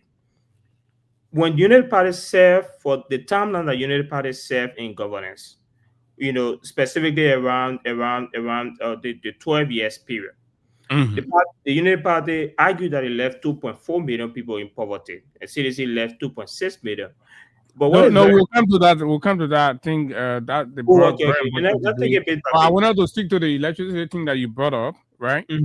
That when you argue the electricity issue and the government folks to say the CDC should have done it, all of that, and you took us back to the MCC Compact that was won during the previous 12 years on electricity. And you asked questions about what did they do, right? Which is genuine and fair. Then the question also to you to strengthen your argument going forward as an opposition who have had an opportunity to state power. What did you do in the 6th period with electricity specifically? Yeah, specifically with electricity, which is a very good question. CDC did construct street light, and that's what I'm saying. The reason I criticize the aspect of the street light is when CDC began constructing street light, not only at RIA, but also in rural counties and in other areas. The bigger criticism was that street light should not be celebrated in Liberia. So my criticism is that if you are constructing temporary street lights closer to RIA and using it as a holistic governing accomplishment, I found serious fault with that. And the other thing is, I just read the communication e-mention. The hypocrisy in the communication from then what is actual is for me concerning. If you communicate on the executive mansion saying that we in ourselves we just constructed street light from RIA, from ELWA to RIA and Coastal, and we don't see anything like that, then that's what the deception is. We must be honest. And I agree with you. That's actual deception, because if you say from between RIA, between ELWA to RIA, and the reality is actually that there's a small segment of the scratch, then it's a problem. Then what does that say to you about leadership and honesty? It says a lot, because the very electricity we're speaking about just yesterday, I'm sure you read a report where the LEC office was shut down because of areas not paved. There was something very interesting that came out of that report, is that the current LEC leadership, the Liberia electricity leadership, communicated. You know, they did a whole communication. I'm not authenticating the communication, but it's just the methodology and the information being shared. That specifically, that entire process, Abu, it started in 2011. They said they entered a deal in 2011. And there's something very interesting about with the Swiss company that took them to court? Yes. And they said in 2011, when they got in that, I'll find the exact company information, because I think it's a Swedish company. Yeah, but go ahead. So they said when they got into that agreement with the entire electricity decision-making process, the whole deal cannot be authenticated. And that deal came in on a Unity Party in 2011. So if we say 2011, it's obviously the very Unity Party. So what the Electricity Corporation is saying, that they entered a deal that can be authenticated. They made an agreement that is not that is fraudulent, and so because of that, the deal itself it can be justified. So we are saying the Unity Party also engaged in fraudulent act in 2011 with Liberia Electricity Corporation.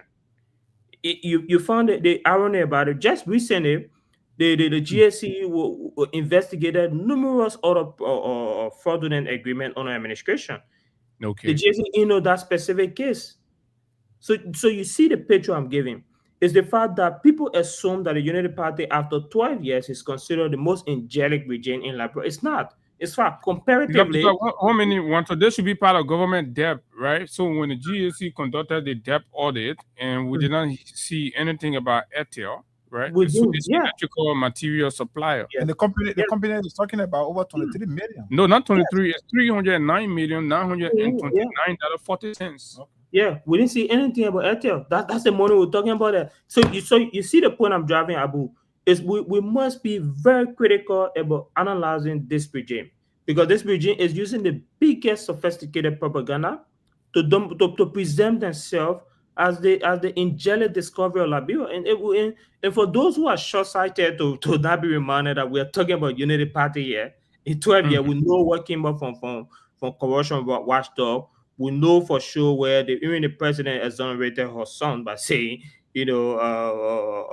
I'll take the blame for the mismanagement of billions in the car. That's the regime we're speaking about. And then when we want to talk about this Unity Party, people assume that, oh no, CDC destroyed this country. And in all my research, all my understanding of governance, Abu, I've never seen a sophisticated argument to justify how CDC destroyed this country, and Unity Party, build this country and transform it and but more patriotic and stuff.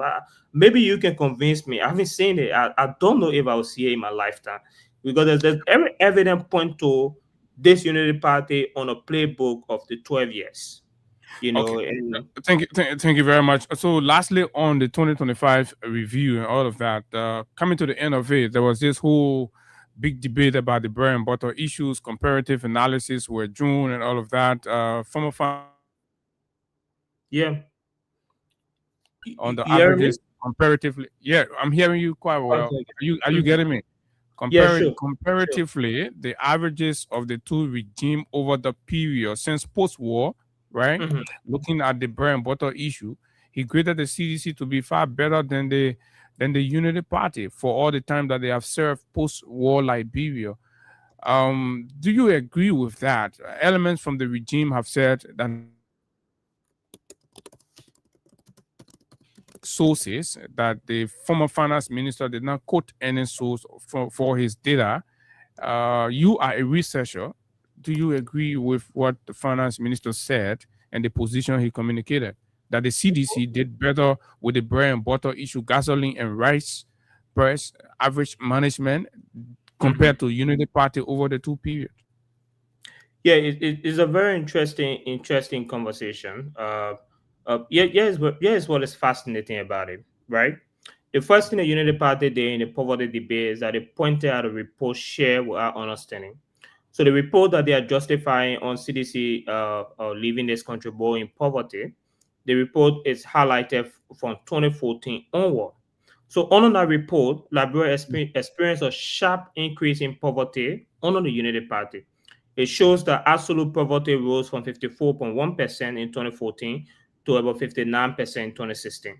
So meaning the number of poor people under that specific timeline, Abu, they significantly increased. Beyond just the number of poor people increasing from 0.35 to 0.4. Do you have the report? Can you share the report with us? So yes. The report is Liberia poverty assessment towards a more inclusive Liberia. I'll soon you search online, you'll find a report. It's accessible to everyone. Liberia. Do you want me to find it to send? Yeah, no, we talking. I will find it. Okay, so it's the World Bank report, Liberia poverty assessment towards a more inclusive Liberia. That's the report being quoted by the Unity Party. Yes, what is fascinating also about the report, Abu. The other thing that's also fascinating about the report is that rural poverty under the Unity Party increased sharply by over 11%. Rural residents accounting for 63.2% of the total poor population in 2016 went to about 52.5%. Extreme poverty under the Unity Party in that very report deteriorated sharply, especially in areas where it rose from 27.4% to 38.3%. And the number of extreme poor people increased to 0.3 million, so that means over 300,000. The report also attribute worsening poverty to the 2015 downturn, even population growth, weak rural resilience. All of these things are highlighted in the report. And the report published March 26, 2024? Yeah. Right? No. The report is specifically highlighting rural poverty under the Unity Party. The timeline in the report, if the specific area I'm quoting is Honor Unity Party from 2014 to 2016. That's the specific area I'm highlighting. So what the guys did ironically with the report is that in that very same report, they provide subsequent economic update of estimate poverty decline, which specifically also highlighted CDC for ensuring that there is poverty decline. That's World Bank, it's not me. The World Bank credited CDC within that timeline for the downtown trend. But in the report, also what is very fascinating to note, Abu, is that this very Unity Party set up a policy called a poverty reduction strategy. And I'm sure you're aware of the poverty reduction strategy. Correct. And the report highlighted that at the downturn of the Unity Party regime, there was an increasing trend in poverty. So you see how very hypocritical it is. That's the reason why we are very skeptical about the arrest agenda. Because if you develop 1 minute, let me just read excerpt from the report. Liberia Poverty Assessment Towards a More Inclusive Liberia highlights even after 2 decades of relative peace, more than half of Liberia's population still lives in poverty, reflecting the scars of a devastating civil conflict and the Ebola crisis. Poverty measured at the official national poverty line increased from 54.1% in 2014 to 58.9% in 2016, driven by the Ebola crisis and the 2015 economic downturn. Is that what you're talking about? Yeah, that's the report. So they that report, and you just read it as possible. That's exactly what I'm speaking about. So, and what is very fascinating about the report, Abu, is that this very Unity Party presented itself to reduce poverty by the whole policy called poverty reduction strategy. So at the downturn of the regime, instead of reducing poverty was increasing. So CDC inherited an increasing trend in poverty. Yeah, it's one man disappointment of CDC is. I don't know why agreement CDC made with the Unity Party, but CDC so 1 to 1 minute. The argument is when CDC inherited an increasing trend in poverty, did the CDC increase it more, or did the CDC work to maintain it at a rate, or even reduce it on a positive note? No, so here's where the guys to some extent feel the interest in it. So when Unity Party left 2.24 million people in poverty, they said Unity Party left 2.24 million in poverty, and CDC increased it by CDC left 2.6 million in poverty. So announcing that CDC sent 380,000 people into poverty. Yes, another area they failed to be able to grasp, right? Another area they feel, and we anticipated these people. But before the other area, are the numbers correct? Can you confirm those numbers? No, the numbers in the report is correct. But yes, the most important aspect of the report that's very interesting. If you argue that CDC, because the World Bank is saying that CDC left the country on a declining poverty note, and do you know why the World Bank says so? The World Bank says so is because to argue that CDC left more people because of the 2.24 million and 2.6 million means that statistically what you are saying is that on the timeline being highlighted, Abu, nobody was born in Liberia anymore. So the country poverty begins stagnated, and there's absolutely nothing. But yes, the thing. The good thing about it, on CDC, we had a population census. Okay. By 2022, the country population had grown from about 5.25 million, expanding at roughly 3% per year. Okay. Meaning we have thousands of people that were being born in Liberia in the timeline being calculated. So it doesn't make sense at all because we had an expanded population to 5.25 million. So to argue that it mean when population grow that fast, the number of people in poverty can increase. That's the context of the World Bank. Beyond just when population grow, the number of people can increase. We're also talking about trend increasing. Is that the CDC's justification, or that's the World Bank justification is that CDC left the country on a declining poverty note? That's the World Bank statement. What the guys are quoting, you lose poverty level from about a 3 percentage point, right? No, the World Bank report is that CDC left the country on a declining poverty. The World Bank report said that Unity Party left the country on an increasing trend. The argument here from the World Bank and CDC is that to argue on the numbers, that means Liberian population did not grow within a timeline, which doesn't make sense, Abu. So we are saying when Unity Party left office in 2018, or when they lost the election 2017, when CDC took office for 2018 up to 2024, then no population growing like but remain stagnated at that population, which is not true because we have the population census which are just quoted. So part of the situation is that the guys are not understanding either they don't understand the number. So you are basically saying because the population grew, so that's why the number under the CDC increased by that stretch. Look, because poverty in itself is an inherent systemic issue in Liberia. So to claim that one political party, I agree, it's a systemic issue, but we have to own up to our records. No, but the record does not justify what the guys are saying. It must be a difficult. No, the guys went for the number. The guys went for the number. The guy said, okay, over the 6 periods, right? Translating the percentages is about 300,000 or plus, right? That CDC added. And if you translate our own percentage, it will be lesser than that. And you are saying that argument is lazy because people are ignoring poverty growth. So I'm asking, are you saying population growth? Sorry. Are you saying because population grew by a certain percentage point yearly, so it justify why CDC number is higher than the United Party number in 2014 and below?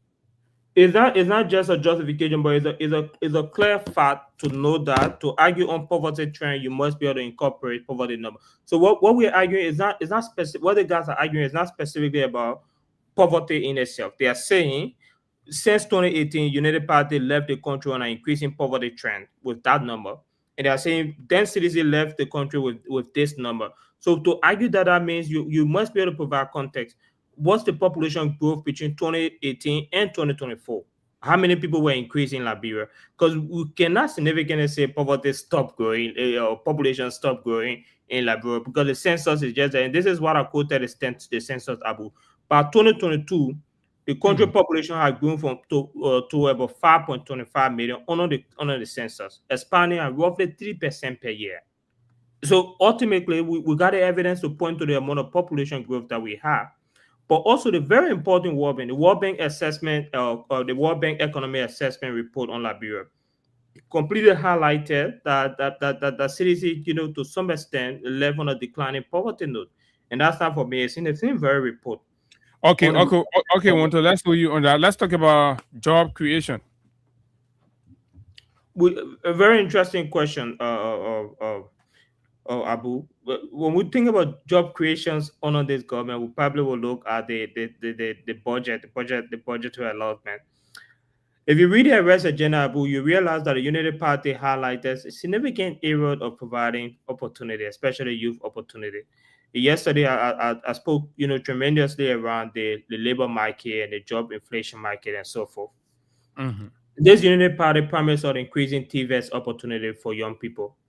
The very United Party, Abu, also promised us that they will be able to expand opportunities, youth opportunities. They argue that they'll provide a reduction in unemployment. In fact, what we're seeing is a stagnant, uncontrolled inflation of unemployment, increasing at a very high level. So the systemic innovation that's been created by the United Party does not even justify what we are saying. The biggest innovation from this government on job creation is asking full-year graduate to go on sweeping job. Youth unemployment and social impact in the very aspect promise that within the rest agenda promise that young people the only job they've created is what, vacation sweeping job? Vacation sweeping job for full-year graduate, and they ask them to bring their CV for it. And that's the situation we have right now. The minister of youth. Are you being sarcastic or you being real? I'm being very real as possible. That's from the Ministry of State. I challenge any United Partisan to show me what other job opportunity being created apart from that. Unless if they will tell me that the presidential internship program is a job. But the interesting thing, that also is another fiasco. But the interesting thing here also, Abu, is that this government, without any shame, without any remorse, blatantly ask graduate, bring your CV, we'll have a vacation sweeping job for you. People who went to school for 4 years. They call you a big name, temporary employment or something. But there's the truth. This government, the very Minister of Youth says that the Ministry of Youth. One minute, let me hold you. Is it fair to judge job creation only by government, job or even job created in the private sector? How about in the private sector, at the private sector level? Has the government not attracted companies that have also equally created opportunity? Have they not engaged existing concession to expand employment? Can that be counted as job creation for them? Abu, it's a very interesting question. A comfortable truth about this is over 77% of Liberians are vulnerable or informal employment opportunity. The private sector employ less than 15% of the former private sector, which is the one that we consider formal in our context. It employs less than 15% of the workforce, despite the fact that about 77% are in vulnerable informal employment. Most businesses in Liberia, Abu, they are macro and survival oriented, not growth oriented. So the government came with a structural plan called the Arrest Agenda, and their objective in that very agenda is to increase private support to the Arrest Agenda about 35%, which will contribute to their support. So funny as it is, the government is contributing less to the Arrest Agenda plan, and the private sector is contributing more. We've seen no strategy or plan to be able to empower the private sector. In fact, even proponents of the government, advocates, criticize the government private sector plan, saying that the government has no plan for the private sector. But that's not the only thing. Despite the fact having no plan for the private sector, we have something called the Liberianization Act, which primarily looks to protect Liberians' jobs.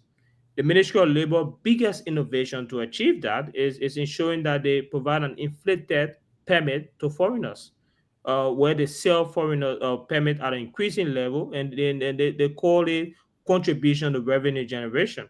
So while we have unemployment skyrocketing, instead of protecting Liberians' job to provide access and opportunity for Liberians, the government that promised that Liberians will not be spectator in our economy is providing opportunity for foreigners through permit. In fact, funny as it is, in the very Ministry of Labor, a few days ago, the very inspector who is inspecting fraudulent permit, was suspended for selling fraudulent permit to foreigner. And what danger is what's the danger about that? The danger about it is, let me repeat it again. Maybe you didn't see the danger. The Inspector General who is evaluating fraudulent permit, working with the Ministry of Labor, is the very Inspector General who is selling fraudulent permit to foreigner.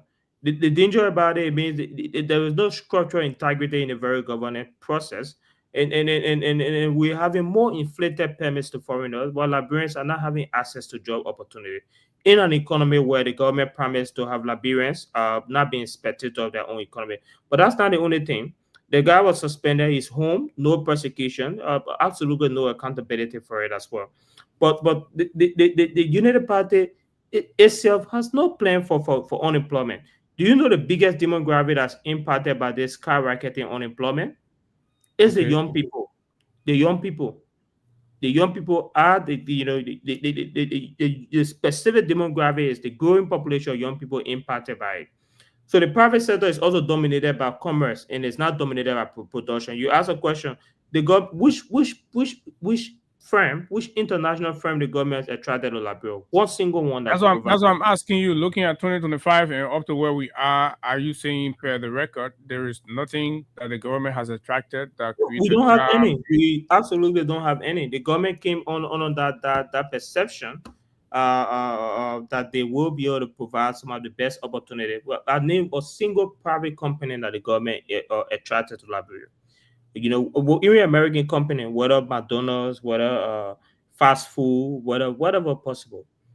The concession model we have here look to create job, look to create wealth and not job. Here's what is very important. The large concessions in mining and forestry and agriculture we have here, they are capital intensive, they are not labor intensive. They employ relatively few Liberians. They export raw material with minimum value addition. And what they do is they provide a one-time offshore budget to our budget support to our budget. Like Achela Meta right now provided 200 million to our budget, Abu. And that 200 million is initiated to provide a single offshore support. What the government did is they did not save it in a sovereign wealth or saving so that it can be able to be a futuristic boost for Liberia.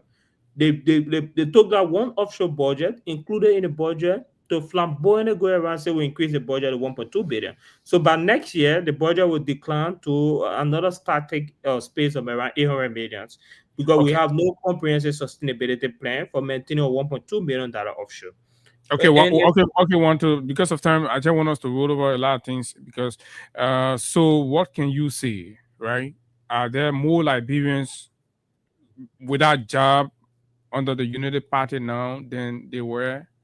What does the record show? Of course, we challenge the government to investigate. They said yesterday the deputy minister for manpower he came to defend the government, and Clarence asking a question and say, can you provide a single employment portfolio that can be data that can be able to show the current data you have? He said, we are still working on the data. We don't have any data. So the government itself cannot even, there's no study, no feasibility study from the very government on knowing the kind of unemployment, scenario in Liberia. So we don't know the statistics of unemployment. So let's talk about creating economic opportunity in terms of the marketplace, and doing business, particularly in Liberia for ordinary Liberian entrepreneurs to be able to strive, and where we'll see normally government will give out loan opportunities and all of that. Have there been more of these under the United Party in your observation than they were in the past, or have that trend declined? Are Liberians having access to finance? Is the government supporting these initiatives? The only grant I've seen possibly is the political grant. Government officials who we know for sure could not afford providing access to grant. They are now going to their constituent. Using public funding to be able to provide grants to their constituents, and that's the only kind of grants we have currently. But it's a very interesting question. Most of the current economic framework we have a prioritize micro stability or access to credit. This entire process leave ourselves to be entirely driven around policies that does not even provide opportunity for entrepreneurs. There is no national SME credit window. There is no youth enterprise fund at scale. There is no country-based revolving loan system. No agricultural manufacturing startup facility. SMEs credit window? No, absolutely nothing. We don't even have a national entrepreneurship financing program. Funny as it is, Abu, the arrest agenda highlighted that they will initiate these things. Today we don't have a competitive entrepreneurship financing program. And funny as it is, the institution that we're bringing that is the USAID, for instance, we're bringing that. Now USAID is no longer active. This is alarming to me. How are we going to rescue the people if we do not have means of providing small resources for them to be able to turn around? Since we can't bring job, but give them access to credit. Yeah, and women and youth are the biggest loser under this government. So market women, petty trader, artisan, and young entrepreneur, they completely lack collateral. There is no formal records of any collateral, and they also lack political access as well. Why do you think it is so? Why do you think it is so? Because this government came on a very deceptive nature. Even the very harmonization where the campaign for today, civil servant, the salary almost in the third budget cycle, still remain unchanged. That's the situation. If you campaign on unrealistic agenda, criticizing everything your predecessor do, you will struggle. You struggle. So the government is only rescuing the people being rescued in this government. They are the bunch of aristocrats who are primarily built around the presidency that are increasing their funds. Unfortunately, some are seditious who transition overnight to become sycophantic worshippers. But now we have the deputy speaker budget is inflated. We have the speaker budget inflated. We have the legislature salary on travel allowance increase. Even the president budget is inflated. The vice president budget is inflated. That's the situation we have in Liberia. The ordinary people cannot have anything from the government of such, and this is very interesting. Yes, what CDC did at the camp, they're primarily running after tour and others. The CDC used the Central Bureau Liberia Intervention Program to inject liquidity into the economy. This entire process supported microfinance and SME lending windows. Even during the COVID-19 crisis, we provided temporary opportunity to keep small businesses alive in this country, Abu. We expanded youth empowerment and community-based economic program. It may be imperfect, but it was extremely visible as possible. So we reinvent this entire process of how we handle COVID-19, under this kind of, credit exclusion program. Under President Weah reflected a poor interventionary philosophy. And that is something that this government cannot beat. And we did that during COVID-19. Okay. So if I'm understanding you, you're arguing that under the CDC, there were these macro borrowing or lending windows open, and small finances or cash were made available to Liberian businesses, and that is not happening now. We don't have it. Yeah. Okay, so that would take me to the 2026 budget, the 1.2 billion. Can Liberians be hopeful? Let me just add this. Mhm. Okay, sure. Let me add this in very interesting aspect to it. Honor CDC, we expanded youth empowerment and community-based economic program. We also encourage targeted credit facility during the COVID-19 crisis to keep small businesses alive. Where usually it's a 25 million mop-up exercise. We created that space. That's the reason COVID-19 economically, we did not struggle economically during COVID-19 as we did during the Ebola outbreak. Government, the CDC approach it may be imperfect, but and under the CDC, there was this initiative, the microfinancing program under the World Bank, the LIFT project. Are you saying the LIFT project has ended or has closed or is no longer? It is completely closed because under CDC has that people-centered philosophy. Under the CDC government, we believe that government must intervene where market fails. We also agree that informality must be supported. It must never be indoor. This government completely indoor informality by ensuring that they go through the formal approach. Even the formal approach has no liaison to provide support for businesses across Liberia. We saw credit access as a developmental issue, not as a banking issue. That's the reason why during COVID-19, we provided greater tolerance for state-supported lending in this country. Honor CDC, political recognition was given to ordinary Liberians, not to aristocrats. So what changed now is that the current posture has shifted toward heavy reliance on banks. Funny as it is, also there's a reduced cash flow in the economy. That's the reason why market women are crying today, because they absolutely have no cash flow across the economy. So this is a pure mistake. So can they have a small window of hope now that we have 1.2 billion budget as a country? Can they be hopeful that the government has put something in there for them?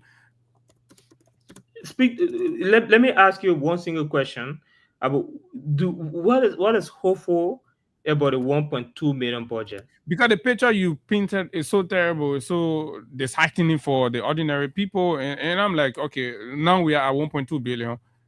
You people are the specialists, and of course, so that's why I'm asking for the Liberian people they are listening. Can there be hope? Are there hope in that 1.2 billion budget? Who are those to benefit? So yes, what is interesting, the 1.2 billion budget has 76.7% recurring expenditure, which is almost all of the budget is around recurring expenditure. That means you have US 929.6 million on recurring expenditure. The recurring expenditure is specifically on salary, goods, services, debt payment, and overhead payment. There is only US 281.5 million, that 23.2% that is allocated to capital investment, which is the PSRP. And that 285.5 million dollar, which is still 23.2% above, is one offshore, which is the capital spending. A 200 million one-time offshore budget that comes from Asheda Meta bonus spending. So this means under this government, the largest ever budget ever is not driven by productivity. It's not driven by job creation. It's not driven by long-term assets. It's driven by wages and bureaucracy. Who are the benefits? The beneficiary in the entire project. The elites are very comfortable. They will be prioritized over rural reality. US 145.8 million in the budget goes to public administration. US 3.29 million go to compensation of employees.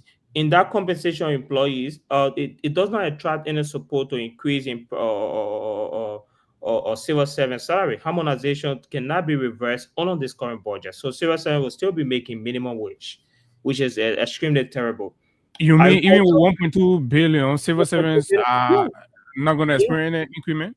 No increment at all. In fact, there was a mayor who was recently crying about his salary recently, but that's the truth about it. Harmonization will not be reversed under the 1.2 billion budget because the budget is heavily driven toward recurring expenditures, salaries, specifically for elites. It's not prioritizing any rural reality. But the other aspect, Abu, that is also critical, the government arrest agenda. Agriculture received US 13.66 million under the arrest agenda. Youth and social development received 16.12 million. Small business and industry received 16.24 million. This is completely, a misplaced priority. So you obviously having a 1.2 billion budget, and this is what you're driving into the sectors that you highlighted to be critical aspect. The budget has 12, the US 12 billion, 1.2 billion dollar contain no mass public work employment program, no national SME or youth credit facility, no industrial job pipeline, no labor-intensive infrastructure strategy. The Ministry of Youth and Sport received less than US $8 million, and it's not going to be targeted to job creation. It's just going to be a symbolic allocation for salaries.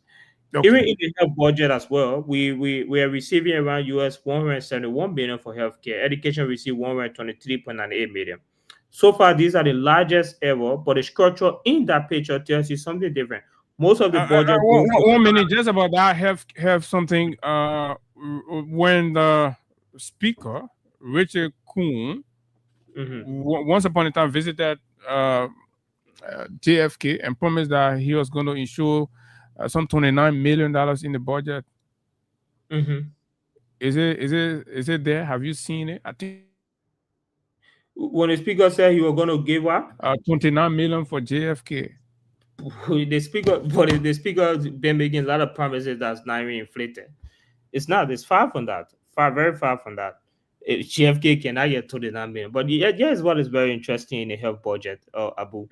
There is no new public hospital being constructed on the health budget. Most of the money on the health budget goes to salary and consumable. Capital investments are extremely minimal. Even schools that are being maintained and schools completely are being maintained. Wait, let me hold you right there. Even into the third year of the rescue government, you're saying there is no hope of the construction of any new hospital. Absolutely no hope. In fact, the government knew that they cannot be able to. The government knew that they would never ever be able to honor what CDC did. So in the arrest agenda, they include no new construction of hospital in the arrest agenda. So you see what I'm saying? This is the hypocrisy. What about schools? The finance minister promised that by October of last year, September of last year, that they will have 100 schools. Where are we with that? What's in the budget? Any hope for? The most important the interesting thing about the budget on education, the government is spending around 123.98 million on education. On that budget, no new public school will be constructed on that budget. School will be maintained and they will not be expanded. The 3 budget cycle provide hundreds of millions of dollars, Abu. Physical capacity remains unchanged. The maintenance and budgeting is mainly driven around salaries, increment, and support.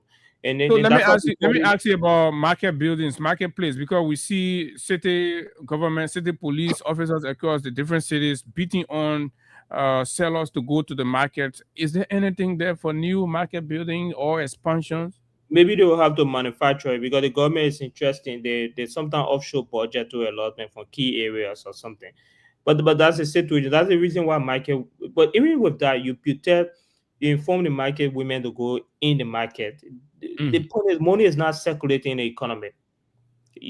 Just what they did is a very clever economic policy, which is stagnate the economy to make it look static, so that price and inflation would not increase, and present a presumptive analysis that you have control over the economy. No, the lack of circulation of money in the economy means that people will not have opportunity. Then the funny aspect: are they hoarding the money or they are taking the money out of the country?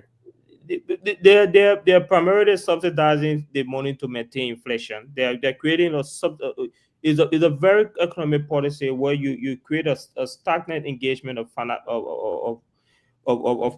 monetary and fiscal infusion, and that way the inflation rate primarily looks like it's static. But the interesting aspect of this is that there is skyrocketing unemployment. So people will not have access to opportunity. Money will not circulate in the economy if you obviously don't have employment spaces. So even if you have rice, you bring rice to $10, you bring rice to $5, people will not buy because they are not employed. They don't have access to funding. And that's why the women in the market today, they are the biggest opposition against this government. If you go do a video right now in the market, Abu, they will tell you that this country is hard. But here's another thing. The government is saying that they are supporting energy and infrastructure.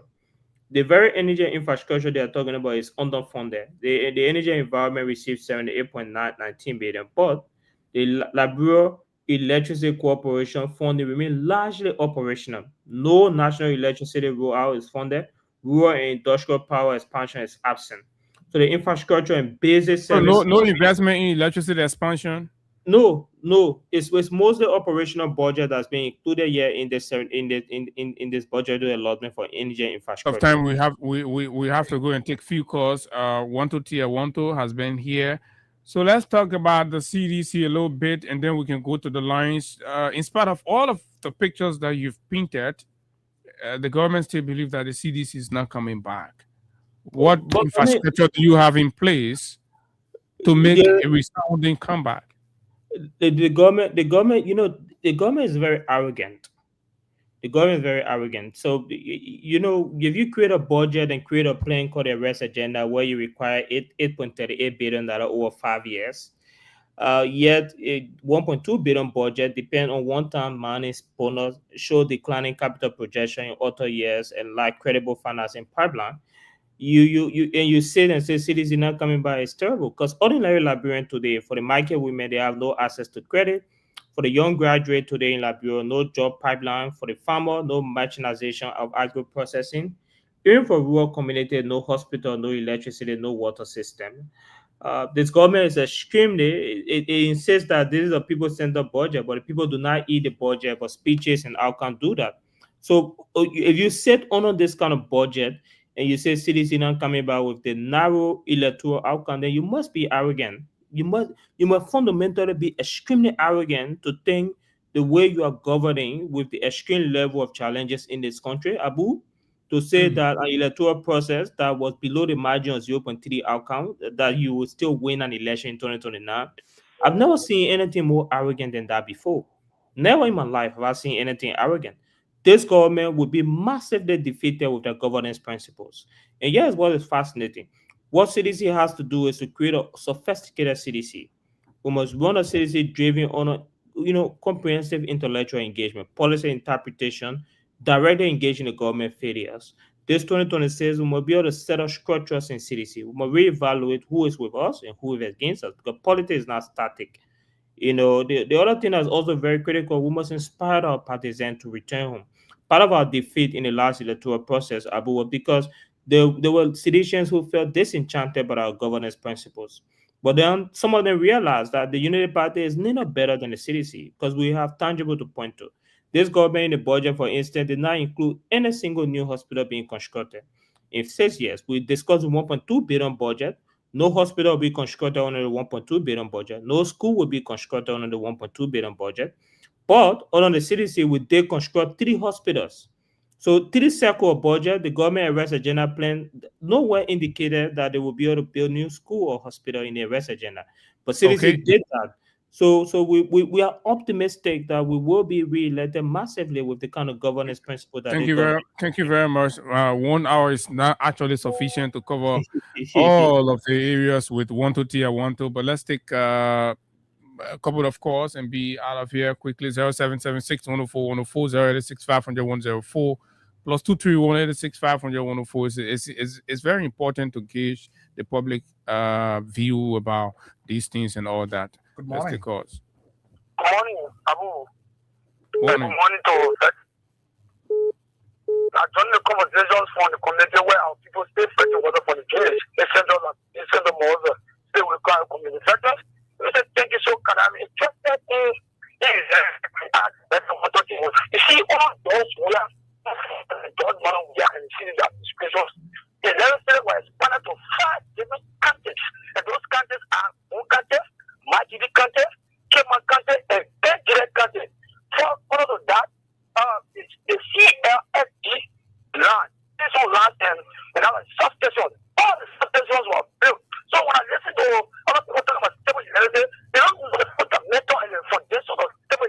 Okay, thank you very much. You've made your point. Here, guys, let's move to the next caller. Let's talk to David King. David, morning. Yeah, good morning, here, guy. Go ahead, you live. Let me say morning to one to from my end. You know, one to always making mistake. We didn't build 3 hospitals. We built more than 5 hospitals under the CDC administration. We have the Emory Hospital, number 1, 14 military, number 2. We have the new Redemption, number 3. We have the hospital built in Riverside, number 4. We have the hospital built in Lima, not Lima, but Grand Gila. Yeah, but the man is talking about ones that were completed. The one in Grand Gila was not completed. Yeah, so we need to make this okay, thank you very much. Thank you very much. See the project again from us. Okay, all right. Let's talk to you. Morning. Walk away from your radio, or I replace you with somebody else. Okay, since you're not ready, let's talk to this person. Morning. Yes, good morning, Hagar, and good morning. Yes, thank you very much. I want to take this time to commend Thank you very much for making us the Conde boss proud. And then to the issue that has to do with the loan. Maybe I am a living testimony of it. My wife was standing at red light when President Weah asked her to go to Ominga. We were indebted to the bank, and President Weah paid that loan for us. So I am a living evidence of it. What you are saying about loan is 100% indeed correct. Thank you very much for telling you two guys that what we did, we will not do in the last year. Thank you very much. Thank you. Let's take 2 more calls. Let's talk to you here from this side. Good morning. Let's talk to this person. Hello. Yeah, good morning. Go ahead. Yeah, my name is Curtis Barkley. I do join you from District 11, the most reckless district in the Republic of Liberia. Let me say thank you to Brother Wonto. Because this government that came to rescue, not only rescuing few people of themselves, they are rescuing themselves and their children. So we will always like to have people that want to lay down policy. Thank you for that, and thank you for the show. Thank you very much. Edmond Kai is next. Edmond, morning. Thank you. Let me say good morning to our brother in the US there, Winto. What is in the UK? Information.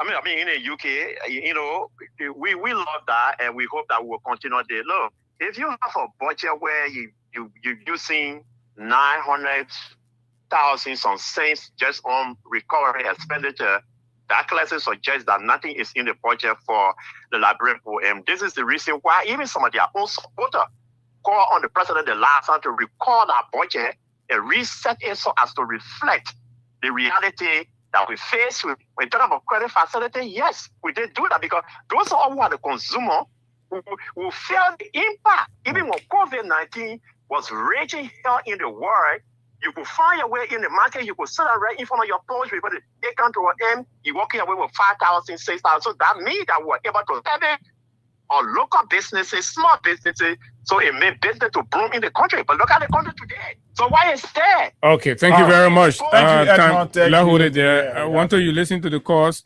all the phones are ringing, of course, but time is not our best friend. When you make a return to the country, we'll have a more lengthy discourse. But how do you respond? I want to appreciate the callers for calling. As always, our goal is not, we provide. We think I do believe, Abu, is we have a responsibility to provide clarification on these things because people don't know. People only celebrate 1.2 billion budget, but they don't know especially what's in the budget. They are celebrating officials who are inflating, opportunity for themselves. Liberia does not like plan, Abu. Liberia likes, a comprehensive people-centered budget, and a 1.2 billion budget should not leave market women without credit. It should not leave young people without comprehensive strategy for job. In rural communities without hospitals or electricity. When you have a budget that is completed towards salaries, administration, and debt, with no production, no job creation, you obviously are not transforming this country. It is a survival management. Survival not only to citizens, but it's to elites. So our criticism is not hatred. We believe accountability is not opposition. We believe that demanding result is not unpatriotic. It's true patriotism to insist that public money produces public good. And what Liberians are asking currently, they're not asking for miracles. They are asking for jobs instead of speeches. They are asking for projects instead of press releases, and they need system instead of symbolism. And what we're seeing here is a symbolic government, a pictorial symbolic government that print a picture that everything is perfect, and ultimately things are not perfect in this country. The last thing I would say is that this 2026, our goal is that we must be able to have a structural prepared CDC, ready to redefine the conversation, but also structurally ready to govern. Because we are prepared to govern in 2030. We are inaugurating president. We are January 2030. So there must be a lot of responsibility will come with. There are a lot of mess we will be able to inherit, and we must be prepared to tackle all the mess that this government is creating, so that from day one we'll be able to present not just a people-centered policy blueprint, but we'll present a holistic national plan that is ready to govern and change this country. Thank you. That means a whole new CDC outlook. Yes, a comprehensive CDC that is ready to tap onto the best aspects possible, and to ensure that we lead this country with the most patriotic agenda that is driven towards economic development, but that is also massively driven towards building a futuristic outcome for this country. And I'm 100% believing that we will be able to reach there. And I'm also very. I want to ask you about your last meeting with the standard bearer. I believe it was very impressive. It was very impressive, and as always, as you know me, Abu, every time I have this space, how convinced you became about his leadership? I'm 100% optimistic about the leadership of President Weah. Interacting with him, see that he loved this country the most.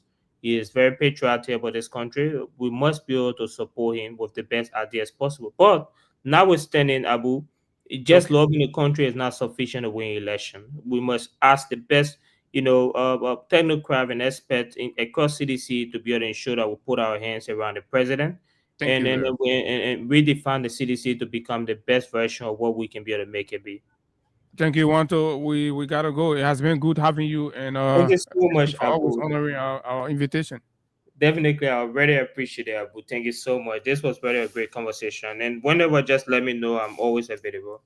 Okay, Wanto Tia, Wanto Higa, we gotta go. We'll be here on tomorrow to climax our partnership for this week. Until then, let's keep the peace of our country. Bye-bye.